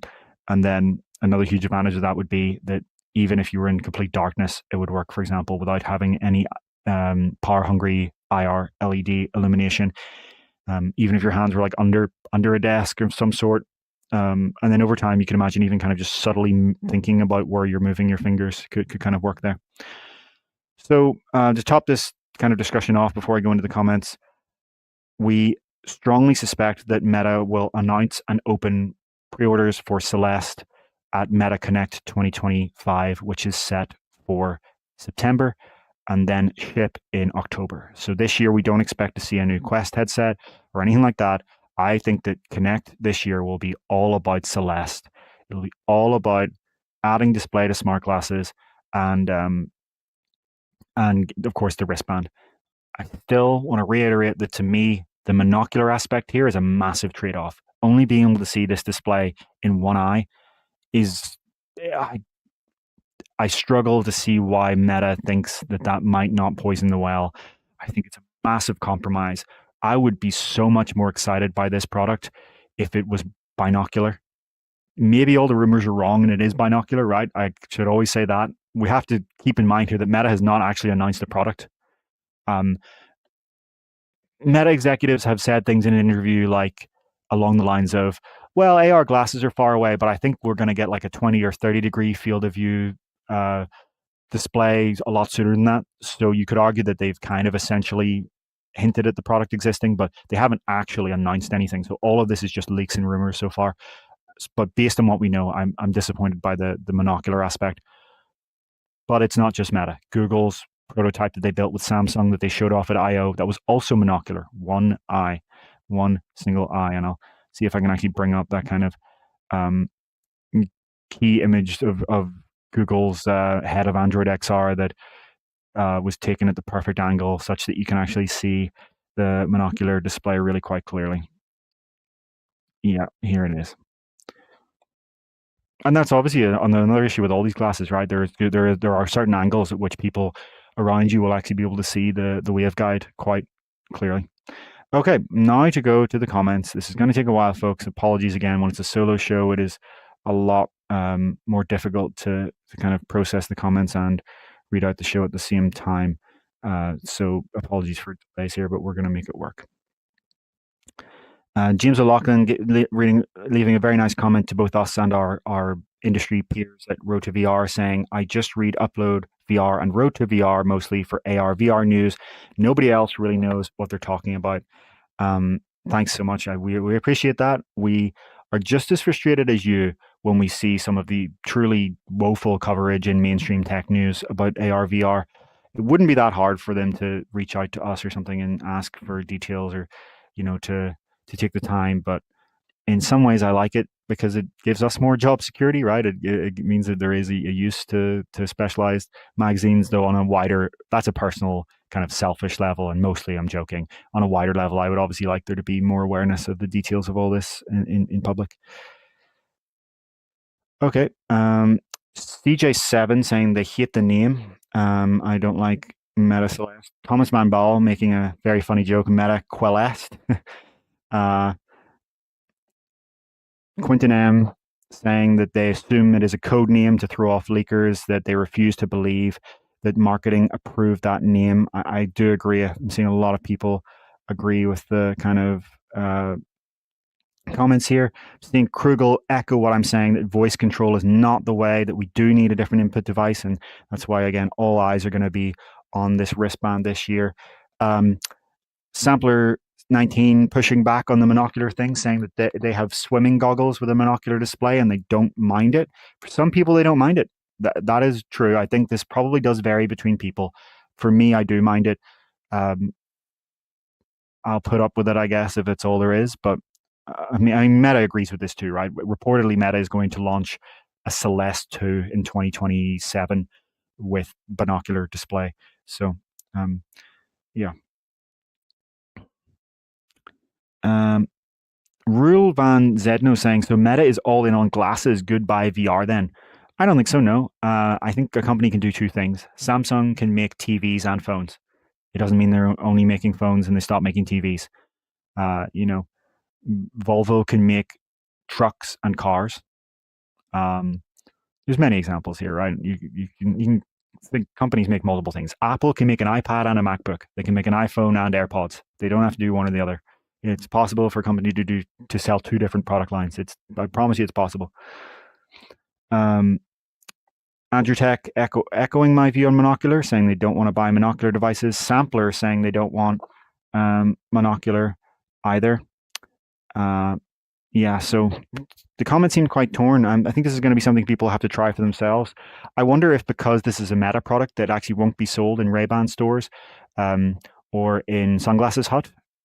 By default, it won't be, right? Unless they make some sort of special agreement. It will be fascinating if they do make a special agreement, right? You walk into Sunglasses Hut or Ray-Ban and actually see a product that isn't an EssilorLuxottica one. Unlikely, but if I were Meta, I'd want to be paying EssilorLuxottica whatever it took to get it into people's eyes, because it's a huge advantage of the Ray-Ban partnership. Apple has it with their Apple stores. Meta reportedly is actually in the early stages of coming up with a retail strategy. They want to have Meta stores. There is one, of course, in California, but they want to have them all over the world, of course, eventually. For now, they do really with the Ray-Ban stores through EssilorLuxottica, but when you launch your own product, you don't get any of that. Andrew Tech asking, are we 100% sure it will be monocular? I think, yeah, you probably asked that before I answered. So, yeah, the answer, of course, was that all signs point towards that. Bloomberg's Mark Gurman claims to have actually tried the thing and said it's monocular. So that's a pretty solid indication. Unless he's lying about having tried it, he said it was only in his right eye. Yeah, and not. I think some of the comments I'm reading here, unfortunately, because of the solo format, are from before I spoke. Not suspicious. Sort of asking, were these the glasses that Ray-Ban said were, nah, that's too thick? Yeah. These are those glasses. So you do have a 20-gram cost and a thickness cost as well to getting the display into these glasses. We'll have to see over time whether EssilorLuxottica changes its mind there, right? Do we see Ray-Ban Meta 3 get a display, for example? in 2029 or whenever. I don't know off the top of my head. Just guessing 2029. Do we see a Ray-Ban Meta 3? Um, yeah. Chrome Colossus is asking, has anyone seriously attempted a display that isn't panel based but projection based? Well, yeah, that's kind of how waveguides work, right? You have this little, essentially, to simplify it, like light projector that projects onto a waveguide. But you can do like direct eye projection into your eye. That is also a thing. It is possible. There have been some companies that do that. Um, Getting that into a very wide field of view is very, very tough, though. Um, Sampler 19 is pointing out the interesting fact that in society in general, even for dumb glasses, there is a trend actually now towards thick glasses. That's become stylish again. And so these companies could actually kind of leverage that. I've noticed that too. There's actually Prada glasses, for example. I think a lot of people think they look ridiculous. I think they look a little bit ridiculous, but you see these celebrities wearing these Prada glasses that have such thick stems that I think the same thing that I think you're thinking, Sampler. You could fit so much tech in there. You could fit chipsets and 4G and 5G antenna and batteries and everything we want could all be fit in there. So I really wonder if we do see, like, over time, does Meta just leverage one of the Luxottica designs that has thick stems in the first place, the thick frames as well, and just go with that to deliver this? That would be super interesting. Yeah. Krugel pushing back on my optimism for smart glasses in general, saying that popping my phone out and checking it is not a huge hurdle I need new tools to overcome. I don't think this is a killer feature. Obviously, this is going to depend on person to person. I think it depends how often you check your phone.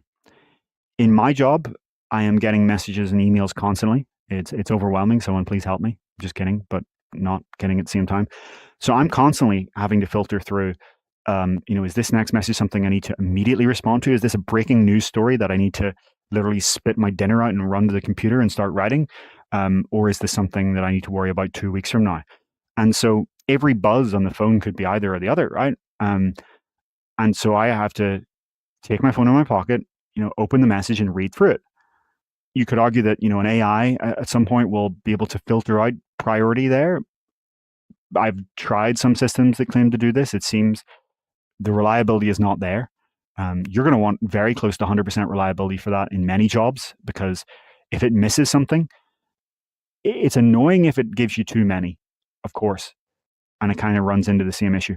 But if it misses something important, that's not annoying. That's like deal breaking, right? That's like you've failed at your job, so that's something that is, for now, AI is not good enough to filter notifications. So you do that yourself, right? Whether anyone in the comments or watching this or listening to this who has a job where they have to constantly do this filtering, this what is this message? Is it important? Will know what I'm talking about. And that's why many people wear an Apple Watch. They use it as a filter for the notifications. Is this notification important enough to take my phone out of my pocket? For me, having to not look down at all is makes that so much better. I can literally be walking down the street and see, is this message something that is critical to me? And I think that is important. And I think for people not in a professional context, for people who have very large families or a lot of friends, it could be important. And I don't know. For me, I don't like constantly taking my phone out of my pocket. I want to keep it in my pocket for as much as possible. But I understand that. Yeah, I respect your view that you disagree.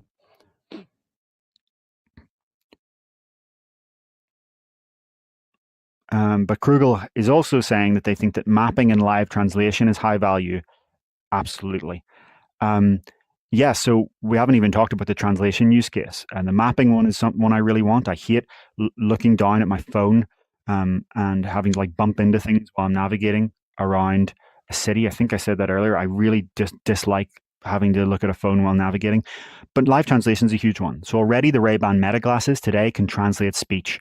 But that means that you hear the person talking and then you also hear the AI repeating what they've said in your language. Of course, a much better way to see that is just to have the language come up as text in front of you. It's lower latency, right? It's faster. You don't have to wait. Most people can read faster than they can listen. That's just like how most people's brains work. Though for some people, it's going to be slightly different. it also just means that you don't have this like competing cacophony of signs, right? It can be a bit jarring to have your language and their language being heard at the same time. It's not ideal. So yeah, I'm really excited to see. This is something they could have on day one, right? They just use the existing speech translation feature that they already have on the glasses, except in the context of text on the little display. And here's like a example from Google from years ago of this, right? It's exactly this, except it's not going to be pinned to the person. It's just going to be in a fixed HUD in front of you.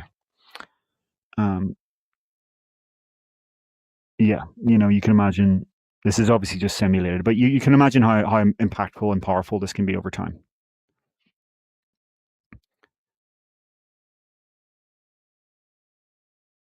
I'm reading more of the comments here. I see multiple people, including James O'Loughlin and Andrew Tech, asking, is there really a competitive advantage here for Meta, or can Apple just integrate this directly into the Apple Watch? I think it's a great question. I think the answer is that yes, they can, but there will be. The question is, does Apple consider this important enough? Does Apple, as the wider company, consider this important enough to compromise the design of the Apple Watch? Because you do need these sensors here, right? This view only shows some of them. You do need to have these sensors here. The thing has to be designed in a way around this, right? So Meta has kind of leaned into the design by having it as if the whole thing is a strap. It's more like a Whoop band than actually a smartwatch. And they're not using a display at all, which means, this thing can actually, in theory, this is a guess, you probably get days of battery life off this, right? Like there's no reason that this thing would have a short battery life. You should be able to wear this for days and days on end without charging it. And in theory, because you don't have a display here, because this is compact, it could actually fit into the same charging case as the glasses. We haven't seen what the charging case looks like for Celeste. It hasn't leaked, but you could easily imagine that the glasses and the band both go into the same charging case, and then you don't have to think about battery in a way. Whereas with the Apple Watch, again, there's more bulk added there. You have to kind of design around that. I think like there's nothing magically special about Meta's tech. There are other companies making SCMG wristbands, right? My colleague Don, tried one at CES, and you can do the gestures.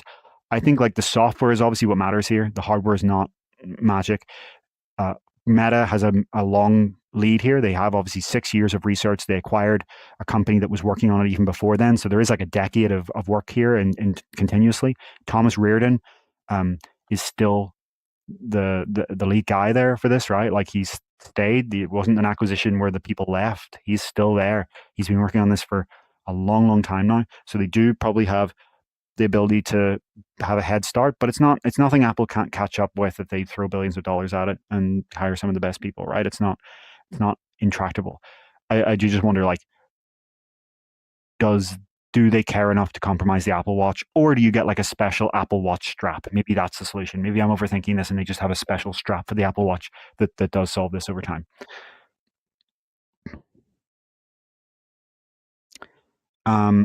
Andrew Tech asking a really interesting question. With Apple using eye plus gesture via cameras, will using the EMG be seen as a mistake, like relying on LiDAR instead of cameras for self-driving?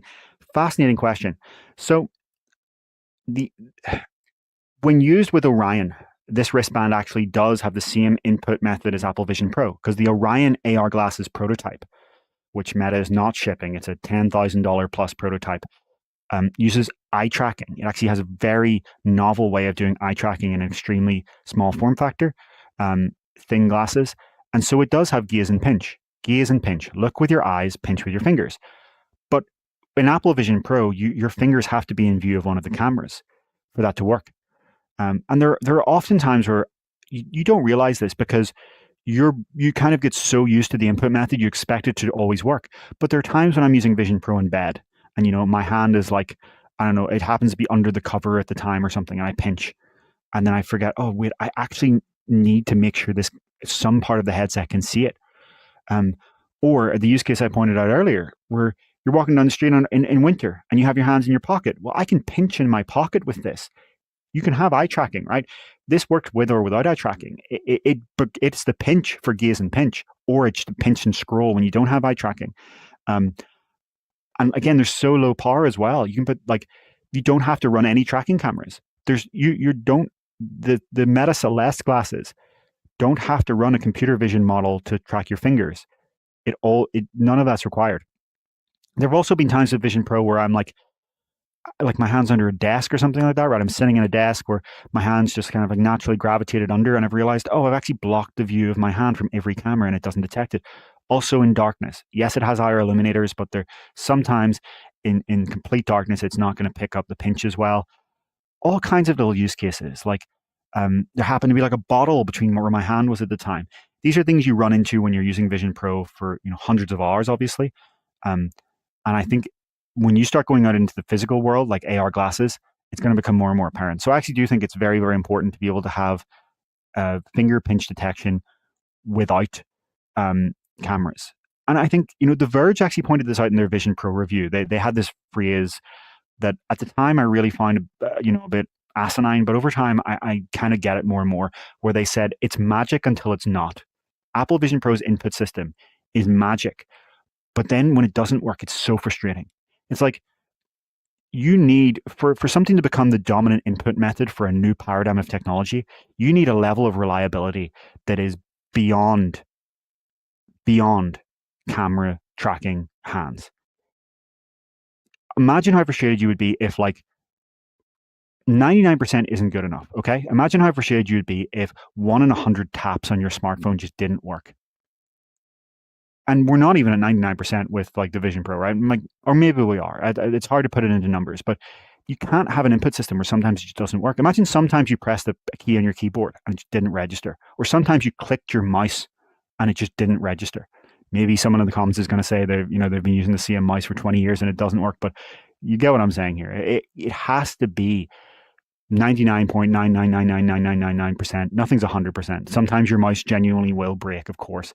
But I think for something to be an input method of a daily driving device that you use throughout the world, you need the reliability that I think only SEMG can deliver. David Bigelow says they want the wristband for scrolling Instagram reels while doing dishes. No soap water on my phone. It's kind of a funny question, but at the same time, it does open a interesting side question, which is, will you be able to use this display as a virtual screen, like for watching YouTube or Instagram or whatever? It's going to be small, to be clear, and it's probably not going to be very high resolution. We're not talking about an X-Real field of view of 50 degrees. We're talking about 20 or 30. So, but still, that some people would call it valuable. To echo back Carmack, there are people who actually find value in certain things that we might assume they don't. Some people would find it valuable to have something that's 70 grams of glasses on their face that gives them even a small display, even a display that's not big, right? It's like having, I don't know off the top of my head, it's like having a monitor across the room or something like that. That's a bad analogy, but it's like a small TV, right? Nobody intentionally buys a small TV, but if you're in a situation where it's your only TV, it could be cool, right? Maybe you're out mowing the lawn and you want to just have, some little video floating in front of you while you have your earbuds in or something. Or maybe you're doing the dishes, right? And you don't want to wear a full-fledged Quest or something like that. I guess it would be interesting, right? You could argue you would use X-Real for that, but I think you'd want an undisturbed view of the real world for mowing a lawn or something like this. And the issue with the X-Real glasses, as I pointed out, is that the more dark they are, the more opaque the image is. And the other issue, of course, is that you have this wire going down to something, so that wouldn't be super practical in many use cases. These are wireless, to be clear. There's no indication that Celeste will have any wire. It does seem that these will be wireless glasses, using probably your phone for a lot of tasks, but still some others on board. So I really do wonder, will they just allow you to watch videos on this thing, even if it's going to suck compared to most other things? The portability could be so impactful.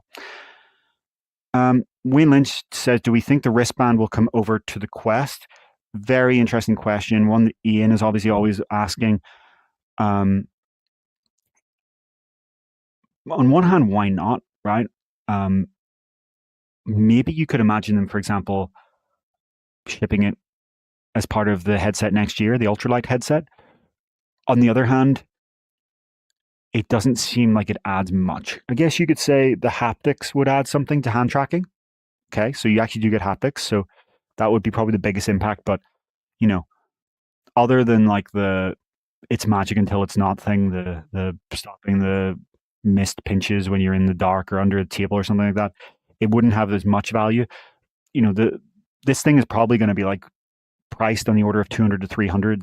So if they even do sell it separately, but I'd come back to why not? Like it doesn't seem like I can't see any reason that they wouldn't over time do it because why not? You know?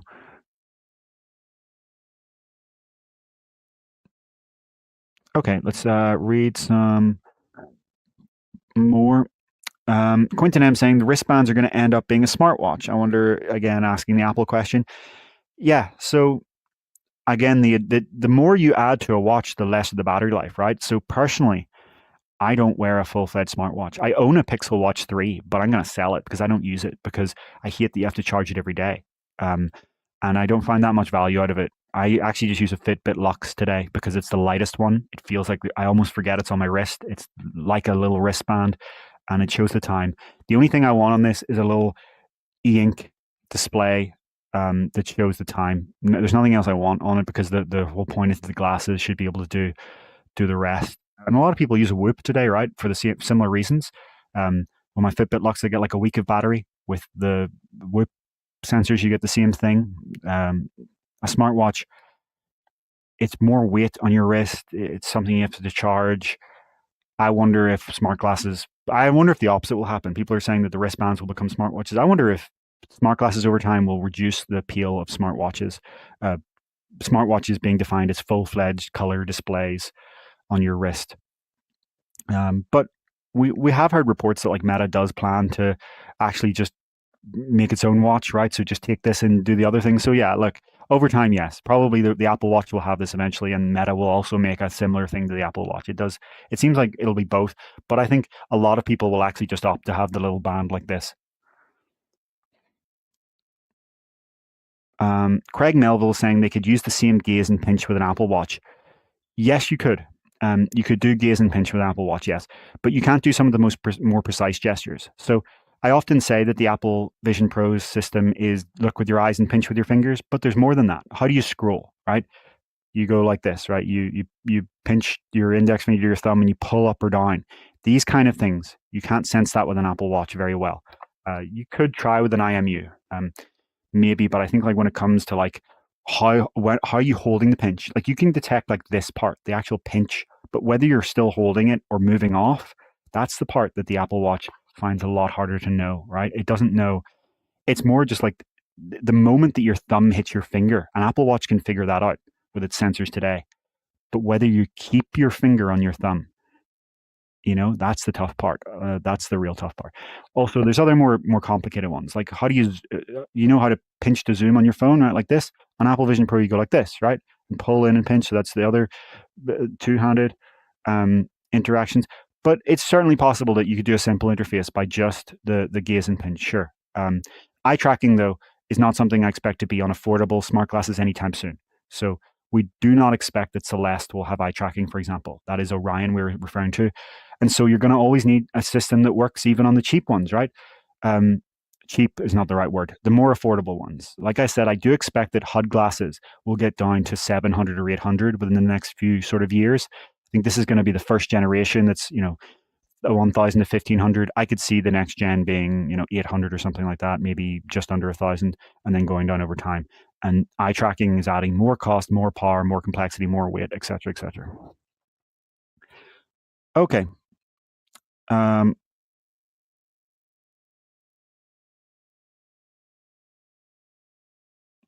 lot of interesting discussion here. Really interesting stuff. Guy Godin, the developer of Virtual Desktop, is echoing that they also don't use a smartwatch. They hate having to charge it all the time.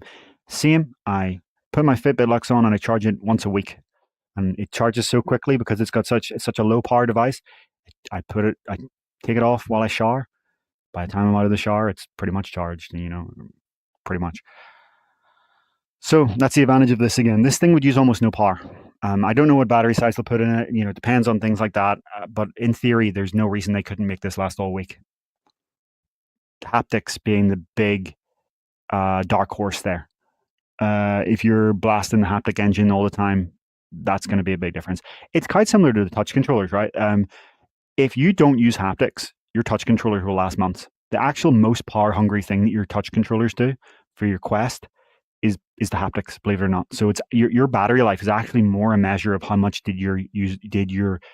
how much do the games and experiences you use on your Quest leverage the haptics is actually the real indicator of your touch controller battery. So some people have wondered, like, how on earth these things last so long? For other people, they don't. That's the answer. It's all the haptics. They're the most power hungry component in your touch controllers by far.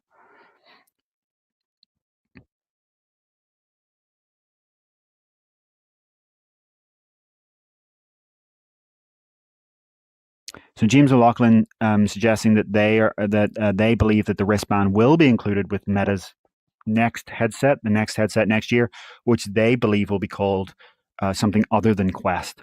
That's a big, interesting question. We're not going to go into it because it's not part of this topic, and we've talked about it so much already. But I don't know about that.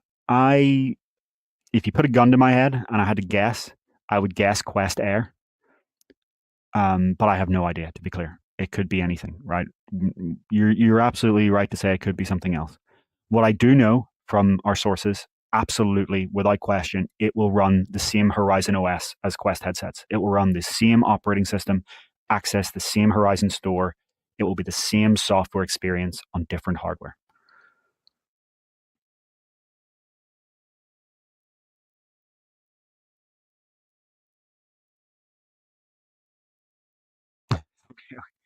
I think someone's come in a little bit late here. We have I shouldn't laugh because there's no this is all very, very hard stuff to understand, and the way that these companies market these things and present these things makes it tough to understand. But Nicholas von Schatz is asking, "Oh, this isn't Orion. When is Orion expected to be coming?"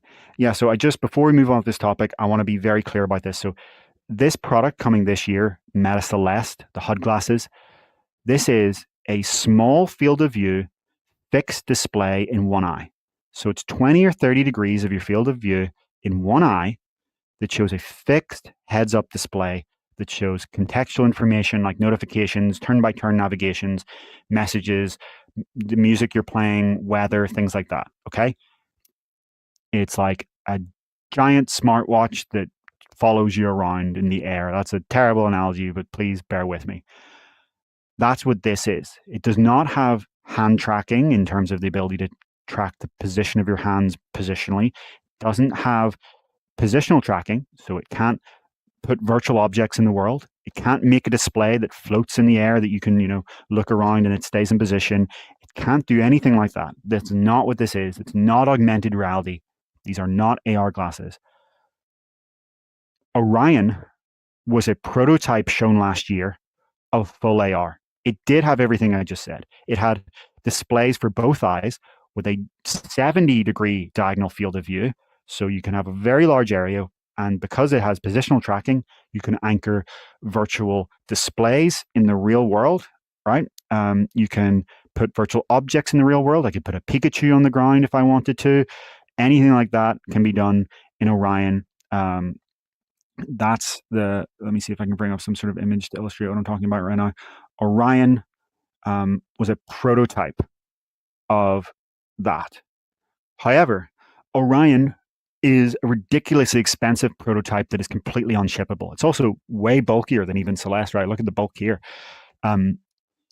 It's a completely unshippable prototype. The way that it achieves its 70-degree field of view is to use silicon carbide lenses, which there exists no supply chain for right now. That will start to emerge in coming years, but it doesn't exist. You could not actually mass produce these things. If Meta said that if they were going to sell it as a product, it would cost $10,000, more than $10,000, and it would be supply limited. So Orion is very much so not something that is ever going to ship. Meta has actually said Orion is never shipping as a product. It is not a product or even a product in development. Orion is a prototype. Meta will eventually ship true AR glasses. It will eventually ship true AR glasses. But They are reportedly coming in 2027. They're reportedly codenamed Artemis, not Orion. And while they're actually going to be thinner than Orion, so sleeker, they'll actually have a smaller field of view, so probably somewhere between 50 and 60. So Orion is Meta called it a time machine, a vision of the far future, what the AR glasses of the 2030s will look like. That's my personal sentence, not theirs, to be clear. We are very far off Orion. And so Celeste is an example of what you can ship in 2025 for around $1,000 to $1,500, and it's a lot less. And I think it's an interesting comment that you bring when you ask that, because Meta has been very unclear about this, and I think showing Orion so early, it would be like Apple showing off the iPhone before they shipped the iPod. And so imagine that was the world Apple was in, right? They showed off in a giant cool tech demo the iPhone in the year 2000, going, look, it's the tech of the future. And then they got ready to ship the iPod. And people were kind of, imagine this, genuinely imagine this, right? So people are going, imagine how difficult this would have been for tech journalists talking to the public. People being like, oh, so it's going to have like the multi-touch screen and this is like, no, it's going to have a click wheel and be a little, monochrome display and have 1,000 songs in your pocket. That's still cool, like, right? It's a cool thing, but it's not the iPhone. You're not going to get that till later, and then Apple eventually comes out. So, like, Meta did this to get. Meta showed Orion to allay the concerns of investors that they'd been spending tens of billions of dollars on the research and development of AR glasses with nothing to show for it. And they did it to attract researchers to come and not just researchers, engineers to come and build it, to come and build products that deliver on its promise. But it has had a massive, massive confusion issue. I promise you, you're not the only person who's worried about this. I think Meta is going to have a huge issue with marketing Celeste. I think a lot of people are going to buy Celeste thinking it's Orion, even after the details are announced. And a lot of people are going to be severely, severely disappointed if that's what they're expecting.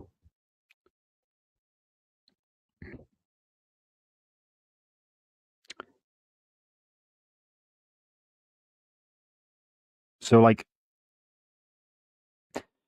okay, James O'Loughlin is asking a question that you ask every week, but please keep asking it. I love keep us on our toes. You ask, why is Meta using silicon carbide when Magic Leap 2 achieved the same field of view with glass? Well, Magic Leap, this is a single element, silicon carbide lens. Magic Leap 2 uses a very thick and heavy multi-element lens.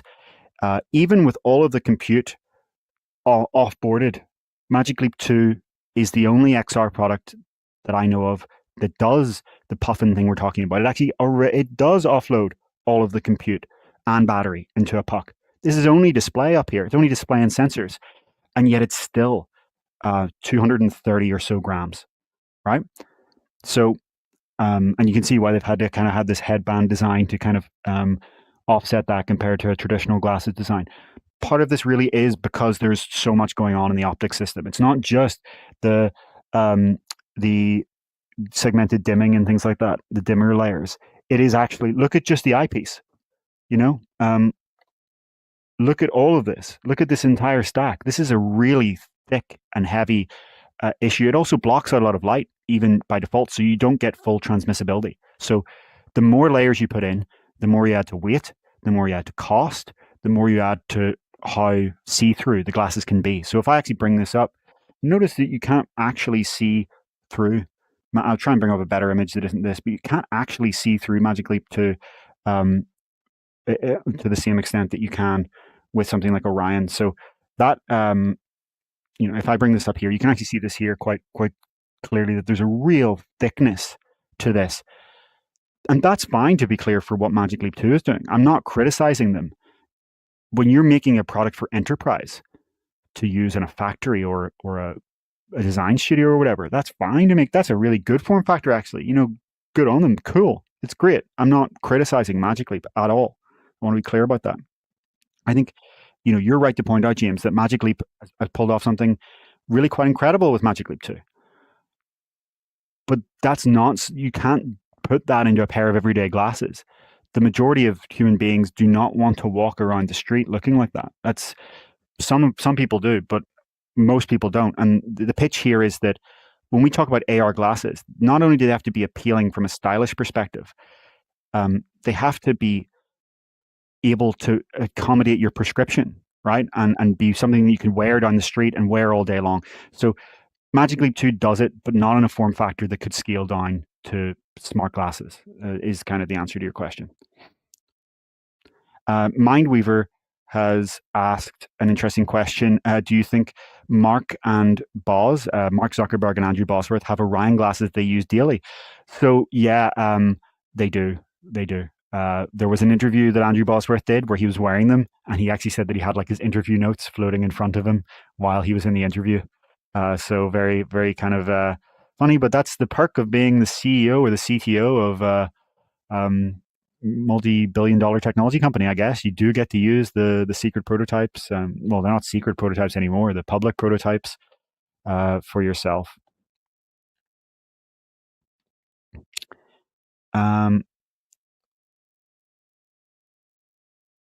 James O'Loughlin says, I think if you think smartwatches are a burden for wearing and charging all the time, I think eyewear like this will be just as burdensome. It's an interesting point. There's two reasons why I don't agree, though. One is that when your smart glasses die, as in they run out of battery, they're glasses. So if you have a prescription, they are still fully functional as prescription glasses. And if you're using transitions or sunglasses on a sunny day, they're still sunglasses. If I'm on the beach and my Ray-Ban Meta glasses run out of battery, okay, I can't take any photos or phone calls on them anymore. Okay, but it's still blocking out the sun, right? I can still go play on the beach or go swim, right? And I've used them like that. So they have a kind of like failure case that is still incredibly useful. That's the thing about glasses. The other thing is that because they have the case, they just charge in the case, right? Like when I'm not using them, it's a lot easier to take a pair of glasses off your head and put them into a case than it is to like undo the band of a watch and put it away. You could do like a charging case for a watch, I guess, but I think it's something we already use for glasses. If you wear glasses, you already bring a case around with you. If you wear, and especially if you have high-end sunglasses, you already do that to bring them around. So for me, that's kind of the thing there. Whereas a smartwatch dies, it's just dead weight on my wrist. It doesn't tell the time anymore. It's not doing anything useful for me whatsoever by being out of battery on my wrist. So that's why I actually disagree on that one particularly. And if I'm going to be wearing smart glasses anyway, the watch is just another thing to charge.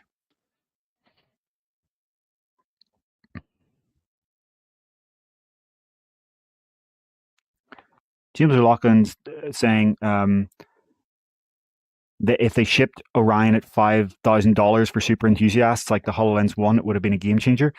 I mean, again, the point is they can't. It has to be 10,000 or above. They can't even do it for, like, that's just the cost of them. If they wanted to ship it as a real product, right, and you want to take into account like the complexities and logistics of a product and also like balancing for demand, you're probably talking a $15,000 product, right? I don't know how many, like, I don't think many people would buy it at all. Some people would, of course, some people would, but I'd actually love to know the answer to that. If you're in this comments right now and you would have bought Orion for $15,000, let me know. I want to know. If you're listening to this after, comment. I'm so curious to see if anyone actually would want to buy that.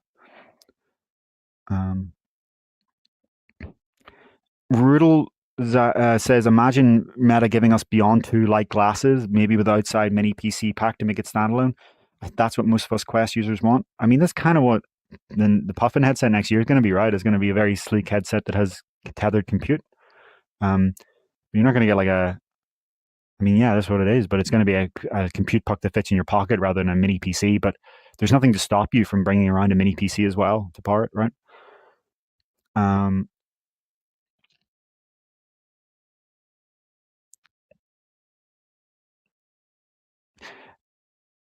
Guy Godin. Okay, James O'Loughlin asking about my comment earlier. So silicon carbide is to reduce weight. Yeah, it's like right now the only technology that is capable of delivering fully functional glasses that are 100 grams or less with a 70-degree diagonal field of view is silicon carbide. Maybe I mean, it just has such a higher refractive index. Like, it has a refractive index of 2.6. Glass is 1.8. So you can add, of course, you can do all these tricks with glass, but like silicon carbide gives you for free, right? Like, I mean, and like we talked about the partnership between Palmer Luckey's Anduril and Meta, and it's very, very likely that that will be the big focus is getting silicon carbide spun up as a um, supply chain for the military, and then that will trickle down into consumer products. I should note there is a disadvantage to silicon carbide over glass. It's actually slightly less transmissive. So glass gives you like 95% transmissibility. So we're talking about like, again, in the case that they die, they're out of battery. What percentage of the real world light in front of you comes through? About 95% for glass.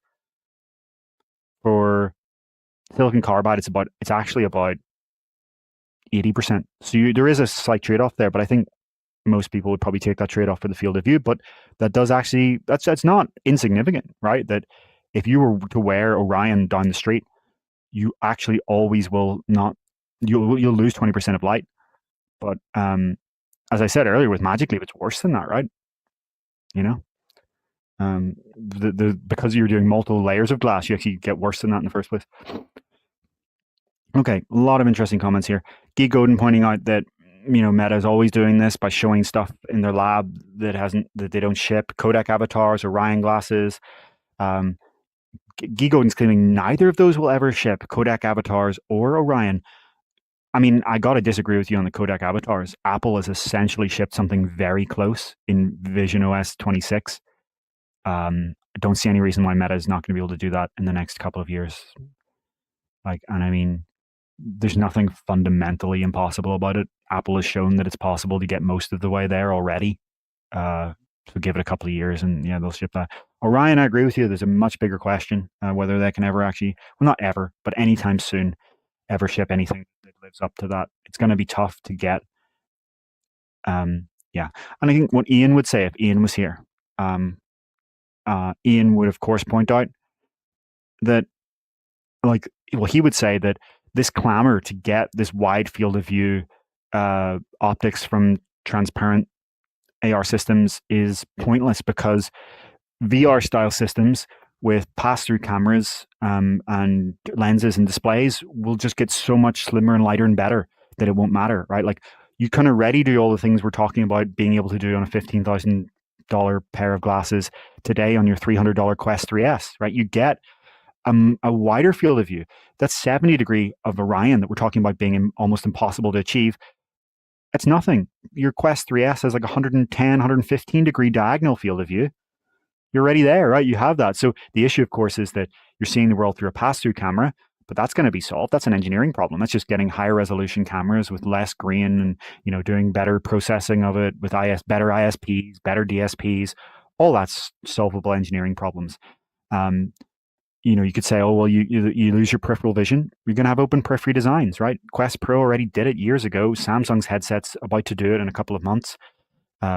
Probably all headsets will be open periphery, so you get that solved. So I think like what a lot of people are hoping for Orion, right? Like the ability to, for example, have a lightweight pair of glasses that you can bring up like a triple monitor setup or, play Pokemon in the park or have floating blue arrows that aren't just fixed HUD that actually point you to where you want to go, to fix real-time translation as actual subtitles under someone's head, 6DoF locked. All of these use cases, they are going to arrive in Puffin. And yes, there is a practicality issue, right? You can't actually wear Puffin down a street. It's still going to be a headset at the end of the day. It's going to be still, a few dozen grams heavier than Orion. But like, that's why we keep saying it's going to be both. When you really want to have your, wide field of view, triple monitor setup, you'll put on your headset. And when you want to walk down the street and have your contextual notifications and your occasional Pokemon or whatever, you'll have your glasses. Like in the same way that when you go on a trip today for work or I don't know, whatever you're doing for uni, whatever, you bring your phone and your laptop, you're going to bring your glasses and your headset. Like the magic that people want from the Magic AR glasses are going to be delivered in headsets beforehand. And the definition of headset is going to get so blurred We already see people call puffin like VR glasses, for example, in some reports. Like the terminology, you could debate it all day. We could spend 3 hours debating, but who cares? It doesn't matter what you call it. And there's like the Richard Feynman quote of when he's a child. There was another kid from like a snobby rich family that came up to him and said, like, "I bet you don't know what that bird's called." And um, his father told him to say, "Well, it doesn't matter what the bird's called in English because in Spanish it's called something else, and in Portuguese it's something else, and in Chinese it's something different. What matters is what does the bird do? What's its migration pattern? What are its mating habits? What's its bird call? How long does it live? All of these things, the actual properties of the device matter far more than the terminology debates we have. Is the key point I'm trying to make. So let's not get into the terminology for now. Okay, let's get on to the last topic of today.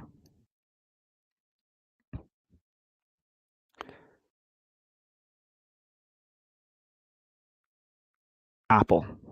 Our final topic is that supply chain analyst Ming-Chi Kuo has released a report claiming to have details of Apple's headset and glasses plans for the next 3 years. So let's start. We're talking about 3 headsets and 3 pairs of glasses. The first headset is the only product that Ming-Chi Kuo expects Apple to release, only headset or glasses product, I should say, before 2027. According to Kuo, Apple's only plan for the next year and a half is to release a refresh of Vision Pro with the M5 chip. This is a reiteration of what Kuo said back in September, to be clear. He said back then that it will begin production in the second half of 2025, and he's standing by that claim. At the time, in September, he said it will mostly stay the same other than a chip upgrade. He again says that even more strongly. He just says other specifications remain unchanged. So according to Ming-Chi Kuo, who is just one person, he's not, the be-all, end-all. I'm just telling you what he's claiming. Apple Vision Pro will use Apple Vision Pro M5 will be unchanged other than the chipset. Now, that doesn't mean that it's not a big upgrade, right? M2 is used in the current headset. So M5, we'd be talking like more than 50% more powerful CPU, right? Maybe even close to like twice as powerful CPU. And 4 times at least more powerful GPU, probably 5 or 6 times more powerful GPU, as well as the NPU. So we could see some big changes just through this chipset. We could see things like, per pixel dynamic occlusion, much, much better hand segmentation, maybe body tracking, with any new hardware, just having more NPU overhead, being able to do inside-out body tracking. You could see vastly even more realistic spatial personas than even today, which would be remarkable. Rendering resolution could go up across the board. So, even sharper visuals, even clearer visuals, all kinds of things. And there are apps today that struggle in Vision Pro on the M2, by the way. There are apps that struggle. Lowe's Design Kitchen, for example, some of the stuff where you bring in one-to-one photorealistic models. The 6DoF volumetric videos I talked about last week, even on Vision Pro, it doesn't maintain 90 frames per second. So you can imagine seeing like hyper realistic visuals being delivered in a completely standalone form factor on the Vision Pro. However, we should point out that Bloomberg's Mark Gurman has also reported on the plans for an M5 Vision Pro, and he claims that Apple is looking to go further than just a chip upgrade. Gurman claims that it will actually have a lighter design and a cheaper price point. Kuo did agree on the cheaper price point, to be clear. He does suggest that, because they've got manufacturing efficiencies over time, they can bring down the price. Both of them seem to agree on that. Neither says it will be significant. We're probably talking 3,000 instead of 3,500, or maybe at the most optimistic, and this is me being seriously optimistic here, 2,500 instead of 3,500, but that's serious optimism. I think it's very interesting though that Gurman says it's going to be lighter, while Kuo says the specs are otherwise unchanged. One of them has to be wrong there. You can't make it lighter magically. Something has to have changed to make it lighter. So yeah, very curious to see what happens here. This should be based on what they're talking about here, we should see this thing in October, maybe. That's a guess. Maybe they do it on the 2-year anniversary in January. Maybe mass production starts late this year, but they don't actually ship it until February. Sorry, February, not January. Be interesting to see. Okay, so that's Apple Vision Pro M2. Apple Vision Pro M5, I should say. Wow, it's getting warm in here, and the lack of air conditioning is a big factor here. The next headset that Ming-Chi Kuo claims Apple will ship is Apple Vision Air, arguably the most important headset we're going to talk about today. So Apple's decision to call the first headset Vision Pro obviously indicates that it plans a more affordable product line in the future. Kuo, The Information, Mark Gurman, and other sources have all claimed to have knowledge of these plans in recent years, though some of these sources have contradicted each other. It's very unclear exactly what the cheaper Vision headset is going to be. Lots of people have their own ideas. Kuo claims that mass production of this headset, which he calls Apple Vision Air, will begin in the second half of 2027. So for, maybe an October launch or something like that, October 2027 to be clear. So we're talking over 2 years from now. And he specifically claims that it will be over 40% lighter than Vision Pro. So maybe like roughly half the weight, and have a significantly lower price point. So, Ben Lang at Road to VR wrote an interesting article where he says that he believes that if Apple Vision Pro was half the weight and half the price, it would take off immediately and be a massive hit. I somewhat agree, to be honest. Vision OS is excellent, and if they do deliver an Apple Vision Air that has the same experience but in half the weight and half the price, that's going to be a big hit. So Kuo claims that this is being achieved by using an A series chipset, not an M series. So the same chipset that will be used in the iPhone 19 Pro should be in the Vision Air. Fewer sensors, plastic instead of glass, and magnesium instead of aluminium. These details line up with what Bloomberg's Mark Gurman has previously reported as well about the cheaper headset. Before Vision Pro was even revealed, Gurman said that Apple was working on a cheaper model with an A series chip. Gurman also said that it's likely to not have the EyeSight front display that shows the rendered version of your eyes, that lenticular display. I'm so torn on that. I go back and forth. On one level, I wonder if Apple considers it fundamental for all their headsets. On another, it just makes so much sense to cut it out for a cheaper model. You would save cost and weight and complexity. It's tough. I wonder. But yeah, I think that Vision OS is so good, and Apple Immersive Video is so good and has so much potential there, that if you imagine where Vision OS will be by 2027, and then you imagine a headset arriving with half the weight and half the price, you could see a real massive adoption here. And you have to remember, when it comes to price, you may say, well, half the price that's still like $1,750, right? That's still a lot of money. Maybe it's $1,500, maybe it's $1,200. Nobody knows. It's all guesses for now. But I think you have to look at the fact that Apple is uniquely capable of selling products at a high price and still at volume. The MacBook Pro starts at that kind of price anyway, and it ships massive volume. It's by far and away the highest selling premium laptop of all time, by far. Premium laptop, to be clear. The third headset that Kuo claims Apple is going to ship is an all-new Apple Vision Pro in 2028. According to Kuo, this will not just be a chipset bump. This will be a completely new design that is also significantly lighter, while still having a lower price point than today's Vision Pro. He doesn't say what else might be in it, but to go back to our earlier discussion, I think that headset might be the one to introduce varifocal optics. You can imagine, if this is going to be a truly next-gen Vision Pro, where they're still going for a high price, maybe it's a bit cheaper, maybe $2,500, $3,000, but it's still their high-end product. And it doesn't have the flaw of the heavy, bulky weight anymore. It doesn't have the flaw of the motion blur, because it's probably going to use, RGB micro OLED displays. Maybe they even go to 5K or 6K panels, and then at that point you start to run into the issue of varifocal being really needed. That'll be interesting to see if Apple I think Apple is uniquely positioned to push the high end. We talk about when will Meta do these things. There's no company that can truly demand thousands of dollars for electronics at any real scale other than Apple, and at consumer scale other than Apple.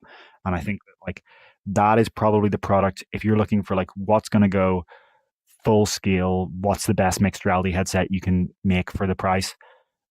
I think that Vision Pro will be interesting. Because remember that the current Vision Pro that we have today was actually supposed to launch in 2022 and it got heavily delayed. So this could be actually like a 6-year bump in technology effectively compared to today's Vision Pro. And then, of course, we expect to have that M5 Vision Pro as a stopgap in between. Yeah. So those are the 3 headsets that Ming-Chi Kuo claims that Apple will ship. Let's talk about those and then we'll go on to the glasses. FX Node asked, Vision Pro has motion blur problems. Yes, it does. It has a very high pixel persistence. Essentially, you need to keep the OLED pixels on for longer than ideal to maintain a good brightness because they are white emission micro OLED. So they're actually white micro OLED pixels with a red, green, blue color filter. And so for this first generation of displays made by Sony, you can't get those bright enough that the pancake lenses kill so much brightness already.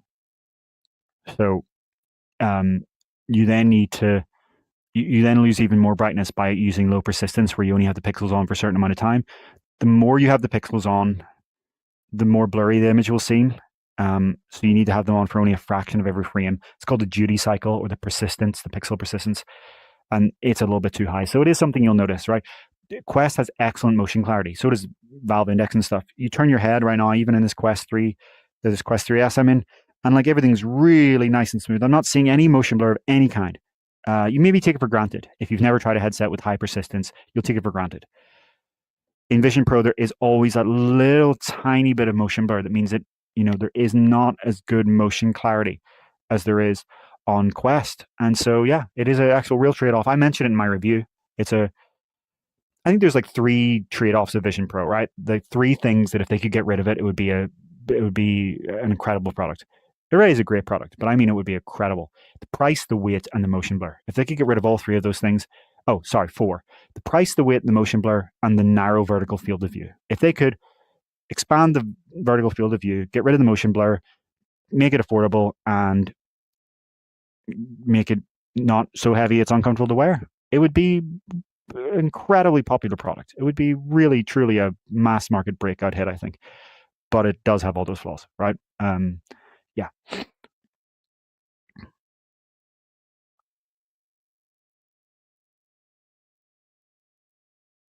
Having a look at the comments here. People agreeing on Vision OS being very impressive. James O'Loughlin saying that if Vision Air doesn't have eyesight, that front display, eyesight will die like the touch bar. So James O'Loughlin says that he thinks it's core to Apple's design philosophy, and it's not that heavy or expensive as many people think. Yeah, it's not. Okay, so it's not on its own as just a display that heavy and expensive. But remember that it's not just a display. You have to also house it, right? So the design has to be built such that you're actually leaving space for it. There's a performance cost to it. That means, extra power draw, extra battery, all of that. You're rendering the eyes, right? So you're rendering a third thing in addition to the 2 eyes. You're rendering a photorealistic view of the top of your face, right? All of these things have to be taken into account. So it's more of like the sum of all the things that it adds, the kind of sum of the complexity. Yeah. Hard to Get is pointing out the strange fact that the Vision Air, if it launches a year before the next gen Vision Pro, would actually feel more premium because it's lighter. I don't know about more premium, right? If you get this plastic thing that is like clearly a cheaper product, it's a plastic headset is not going to feel more premium, but it will be maybe net better. You could be right in saying that, even though it's going to have an A series chip, right? It's not going to be as powerful. Maybe not as many sensors, right? Maybe they drop the LiDAR or the time of flight or something. I don't know, whatever it happens to be. Maybe they do one camera per eye. Who knows what they do? But I do agree that like overall, I would rather have lighter. Like the weight matters so much. Yeah.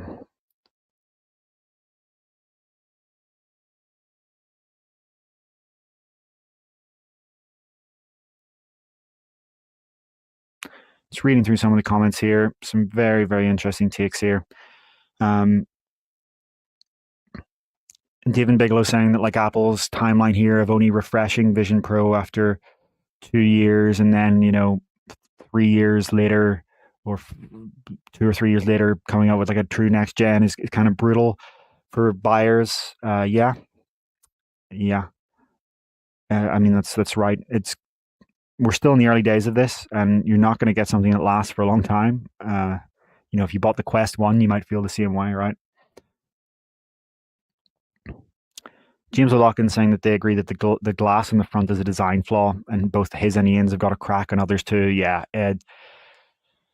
Apple is the only company that would have made a headset of glass and aluminium, right? No one else has done it. Every other headset on the market is plastic. Correct me if I'm wrong, commenters, but I can't think of any other headset in the market that uses anything other than plastic.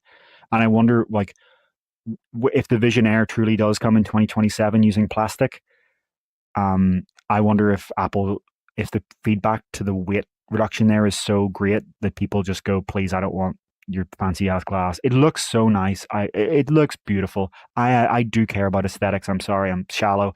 Like Vision Pro is a beautiful headset. It truly is. It looks so much better than any other headset. I don't mind wearing it in public, but is all of that really worth it for the weight? I don't think so. Okay, so let's talk now about Apple's smart glasses plans. We talked about the 3 headsets: the M5 Vision Pro refresh late this year or early next year, Apple Vision Air in 2027 with half the weight and half the price. That's just a guess, or roughly. And then an Apple Vision Pro true next gen in 2028 that pushes the high end again, that pushes the whole industry forward, which shows is a North Star for what's next. Okay. Now let's talk about smart glasses. So for around 8 months now, Bloomberg's Mark Gurman has described Apple's plans to launch a direct competitor to the Ray-Ban Meta glasses. According to Gurman, these are essentially going to be the same thing as Ray-Ban, but with Apple ecosystem integration, and some Apple polish and things like that, higher end components, more premium design, etc., etc. But it's going to be displayless with cameras, microphones, and speakers, and used for all the same things as Ray-Ban Meta, especially the visual AI thing, except instead of Meta AI, you're going to be talking to Apple Intelligence with Apple's visual intelligence feature. And apparently we'll have a custom chip that is based on the highly efficient S series chips used in the Apple Watch. So again, you have this analogy between smartwatch and smart display. But fundamentally, this is an Appleified Ray-Ban Meta glasses. If you're in the Apple ecosystem, Apple's pitch is going to be, you want these because they're in the ecosystem and they don't have any of the blockers that we put on third-party hardware. So Mark Gurman originally said that these things are going to come in 2027, but recently in April, he said that Apple was ramping up the work to ship in late 2026. But now Ming-Chi Kuo is saying that mass production of these smart glasses won't happen until mid-2027. So one of these two people are wrong. It's either going to be late 2026 or mid-2027. According to Kuo, Apple's suppliers project component shipments sufficient for 3 to 5 million units in 2027. For comparison, the Ray-Ban Meta glasses had sold 2 million units as of February of this year, and Ray-Ban's owner, EssilorLuxottica, plans to increase its annual production capacity to 10 million by the end of 2026. So the whole space is heating up. Google's joining in. We talked last week about Google investing in Gentle Monster and partnering with Warby Parker and in future Kering Eyewear to release a bunch of its own competitors to this. Apple's going to go first party with its own design. As always, right? Apple doesn't need a partner. It's going to have its Apple glasses. Apple is a fashion company already, you could argue. Going to be interesting. Okay, then the pair of glasses number 2, the display glasses. So in January, Mark Gurman reported that Apple had cancelled AR display glasses that would have required a connection to a Mac. According to that report, the original plan was them to be powered by your iPhone, but in practice, the phone couldn't provide enough processing power, and it affected the phone's battery life too much. So Apple then pivoted to powering it with a Mac, but the glasses performed poorly during reviews with executives, leading to the cancellation. Quo's new report describes these display glasses and explicitly states that they would have used X-ray-like birdbath optics with electrochromatic dimming. However, Quo describes them as paused rather than fully cancelled and says that they're currently under review and could be restarted. So they're either dead or paused. There's no specific product plan right now. At minimum, they're paused. At most, they're dead. And they would have essentially been Apple-ified X-ray glasses. So that's really interesting to see. The powered by your phone thing, I've been saying for years that everybody thinks they want their phone to power their glasses and nobody really does, because there's like multiple reasons it sucks. One, draining your phone battery. Nobody wants to drain their phone battery. And when you're doing anything more than just a display out, when you're starting to do like 6-off tracking and hand tracking or anything like that, you actually start to really heavily impact your phone battery, and you're heating it up, right? You pick your phone up afterwards and it's boiling hot and its battery is drained down, and you're reliant on it and it has to be plugged into it, and you can't use your phone for other things at the same time. There's a bunch of reasons it doesn't really work in the real world. Even X-Rail, right, for their Project Aura, they're using a dedicated compute puck rather than your phone, right? They have that partnership with Google. They could be putting this in Pixel and Samsung, but they're not, because everyone in XR learns the hard way that phones suck as a compute device. It's everyone's first thought when you enter the industry. We got to get all this powered by a phone. Everybody's got a phone in their pocket, man. You just put it on your phone and that's the solution to everything. And it's been tried and tried and tried, and it sucks, and it's not going to work. And I'm going to say that until everybody realizes it. So yeah, Apple has realized the same thing. I don't think those display glasses are ever coming back. I don't think they're paused. I think they are cancelled, but maybe I'm wrong. I'll eat crow if I'm wrong, I guess. So that brings us on to Apple glasses product number 3, true AR glasses of the kind that Orion are. So it sounds like Apple is skipping HUD glasses. It's actually not doing, we haven't heard any report talk about Apple having HUD glasses. Maybe this is a separate thing that nobody's figured out yet. Maybe it just hasn't leaked. But according to both Mark Gurman and Quo, Apple's plan is to release simple smart glasses and then to follow them up a year or two later with true AR glasses. And this is the holy grail for all of these companies, of course. Mass market true AR glasses, meaning relatively thin and light glasses that you can wear throughout your daily life and that can conjure virtual displays and objects in the physical world.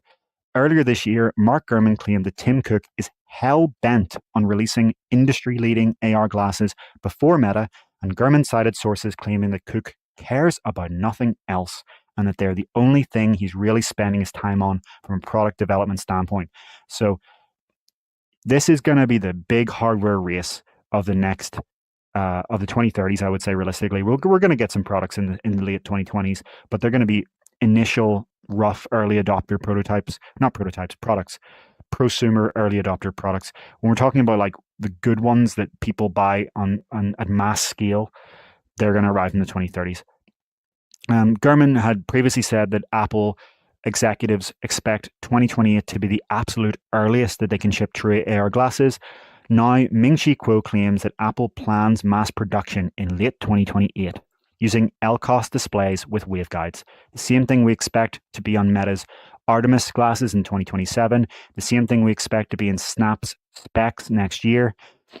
LCOS, if you're not aware, they're basically LCD micro displays. It's a great oversimplification, but it's valid. I don't think there's anything technically wrong with saying that. They've been used in many AR glasses to date and headsets. The original HoloLens, both Magic Leap headsets, Snap Spectacles development kit, the latest one at least. And yeah, we think LCOS is going to be used for a long time until micro LED is available. Okay, so LCOS is good enough and cheap enough to actually ship in products. HoloLens 2, as a side note, used a technology called laser beam scanning, LBS, instead. Microsoft really hoped it would be superior, but it actually kind of sucked. It had a bunch of visual artifacts. HoloLens 2 was actually a step back from HoloLens 1 in a bunch of ways other than field of view. There were lots of visual problems with HoloLens 2. Quo says that Apple does have another true AR glasses model in development with a later production timeline, and this is its furthest off product Quo is talking about. And he doesn't say anything specific about that. But in January, Mark Gurman reported that Apple has a team at a secretive facility developing micro LED displays intended for AR glasses. So it looks like the first gen of AR glasses from Snap, Spec, and Apple, Snap, Meta, and Apple will use LCOS, LCD microdisplays, essentially. Great oversimplification. And then eventually these companies hope that in the 2030s they can ship with micro LED. Orion used micro LED for what it's worth. But the issue with micro LED is that right now it's so hard to manufacture. Companies have just started to figure out how to mass produce it, but only at 480p. So nobody's actually figured out how to mass produce micro LED displays of the size we're talking about to fit into glasses, to be clear. Not the big ones that are on people's walls. They don't count. They're not even real. That's not micro at that point. They're just LEDs. I'm kidding, to be clear.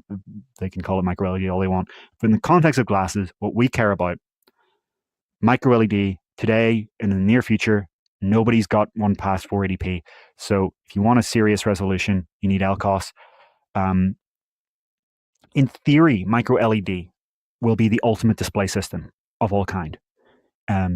If it was possible to mass produce it, your phone, your smartwatch, your TV, your laptop, everything would use it. It's got all the advantages of OLED, except it doesn't have burn-in, and it's even more power efficient. So you can go brighter or the same brightness with less power draw and, use thinner designs or longer battery life, whatever you want to do with that.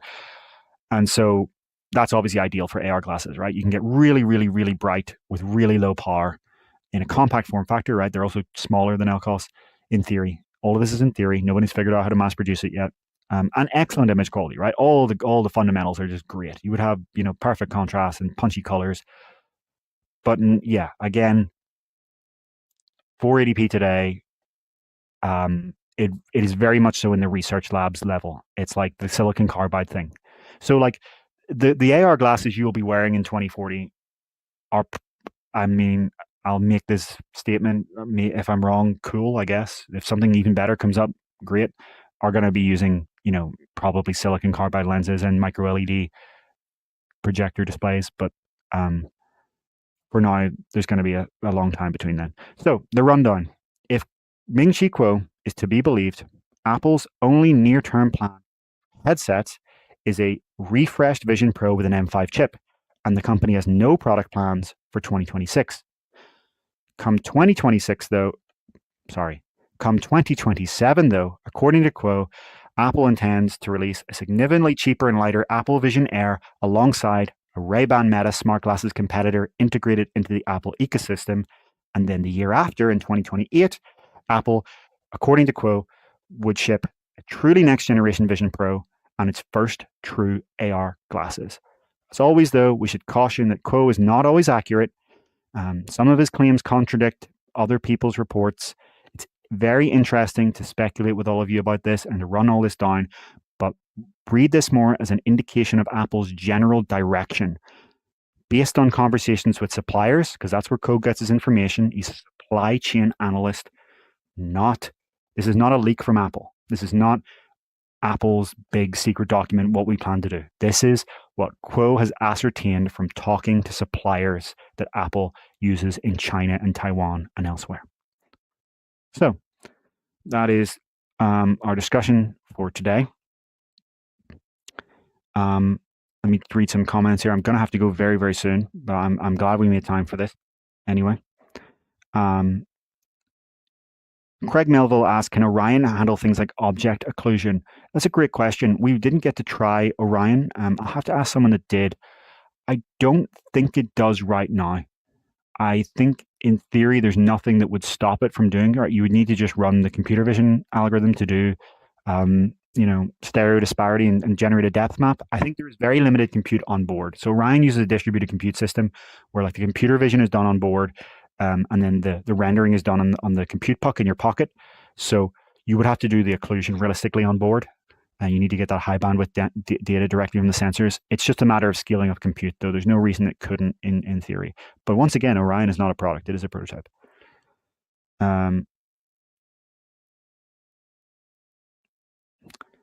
Craig Melville says, Apple is reportedly bringing smart glasses with HUD to market with launch targeting the end of 2026, according to Bloomberg.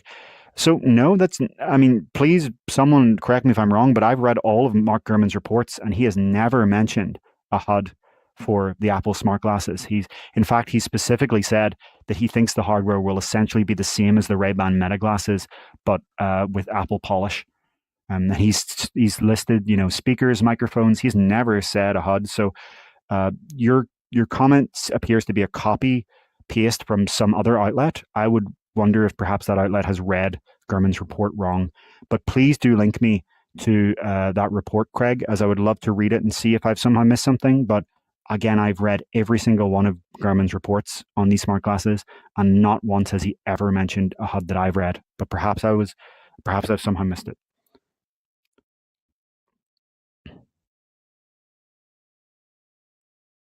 James O'Loughlin speculating that Apple might partner with Hermes or Nike or something like that. Apple's obviously partnered with Nike, maybe for certain glasses, maybe for certain editions, but I think Apple will probably be able to pull off doing their own. They have a very, very strong brand. Yeah. So I think that kind of does conclude our conversation for today.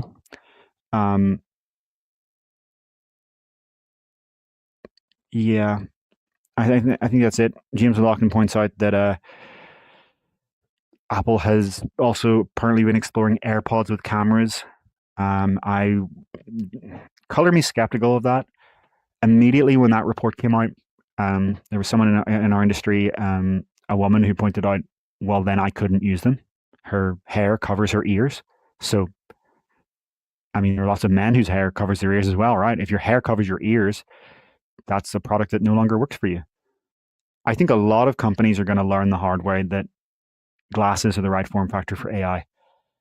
People are trying pins and pendants, and I'm sure a lot of people are going to try the stupid ass stick cameras in your fucking earbuds. It's glasses, stupid. It's always going to be glasses. It's so obvious to me that glasses are the form factor for AI. How could getting the perspective that you have unoccluded from the height that you have in something that you're wearing on a sunny day anyway. So everyone's wearing sunglasses in the sun anyway, unless you want to spend your time in summer squinting at the sun all day, or wearing a big ass hat. Okay, but you're going to wear sunglasses at some point. So already in the summer, you have a market for that, right? And then during the day, a lot of people already wear glasses, and it's not really that obtrusive. I don't even need glasses, and I find myself wearing the Ray-Ban Meta glasses a lot when I don't.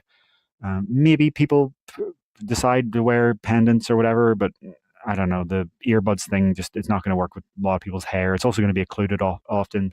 It's going to be a massive power draw, and it's going to look ugly as well. Let's be honest. Putting a camera in an earbud. But yeah, I don't know. I think Meta's explored it too, but I mean, look, to be devil's advocate to myself here, because Ian's not here, I got to do devil's advocate to myself. A lot of people thought the original AirPods looked stupid even without cameras, so maybe Apple pulls it off anyway. But yeah, it's glasses. It's going to be glasses. It's so obviously going to be glasses. There's just so many reasons it's going to be glasses. Okay. Thanks so much, everyone. Really glad to be here with you to discuss this news. Only 4 topics today, and yet we have gone in for quite a long time. How long have we been broadcasting? Wow, almost 3 hours. When it goes past 2 hours, our little thing over there breaks. So we don't actually know how long it is after 2 hours. Thanks so much, everyone. Please leave any thoughts you have after the show in the comments. We'll try to get this time-stamped and onto the podcast platforms as soon as possible. And yeah, we're looking forward to another week of VR news. Keep reading UploadVR for all the latest. Thanks again for joining us. If you couldn't, no problem. Just bring your thoughts in the comments below or listen on audio podcasts. And we will see you in the future.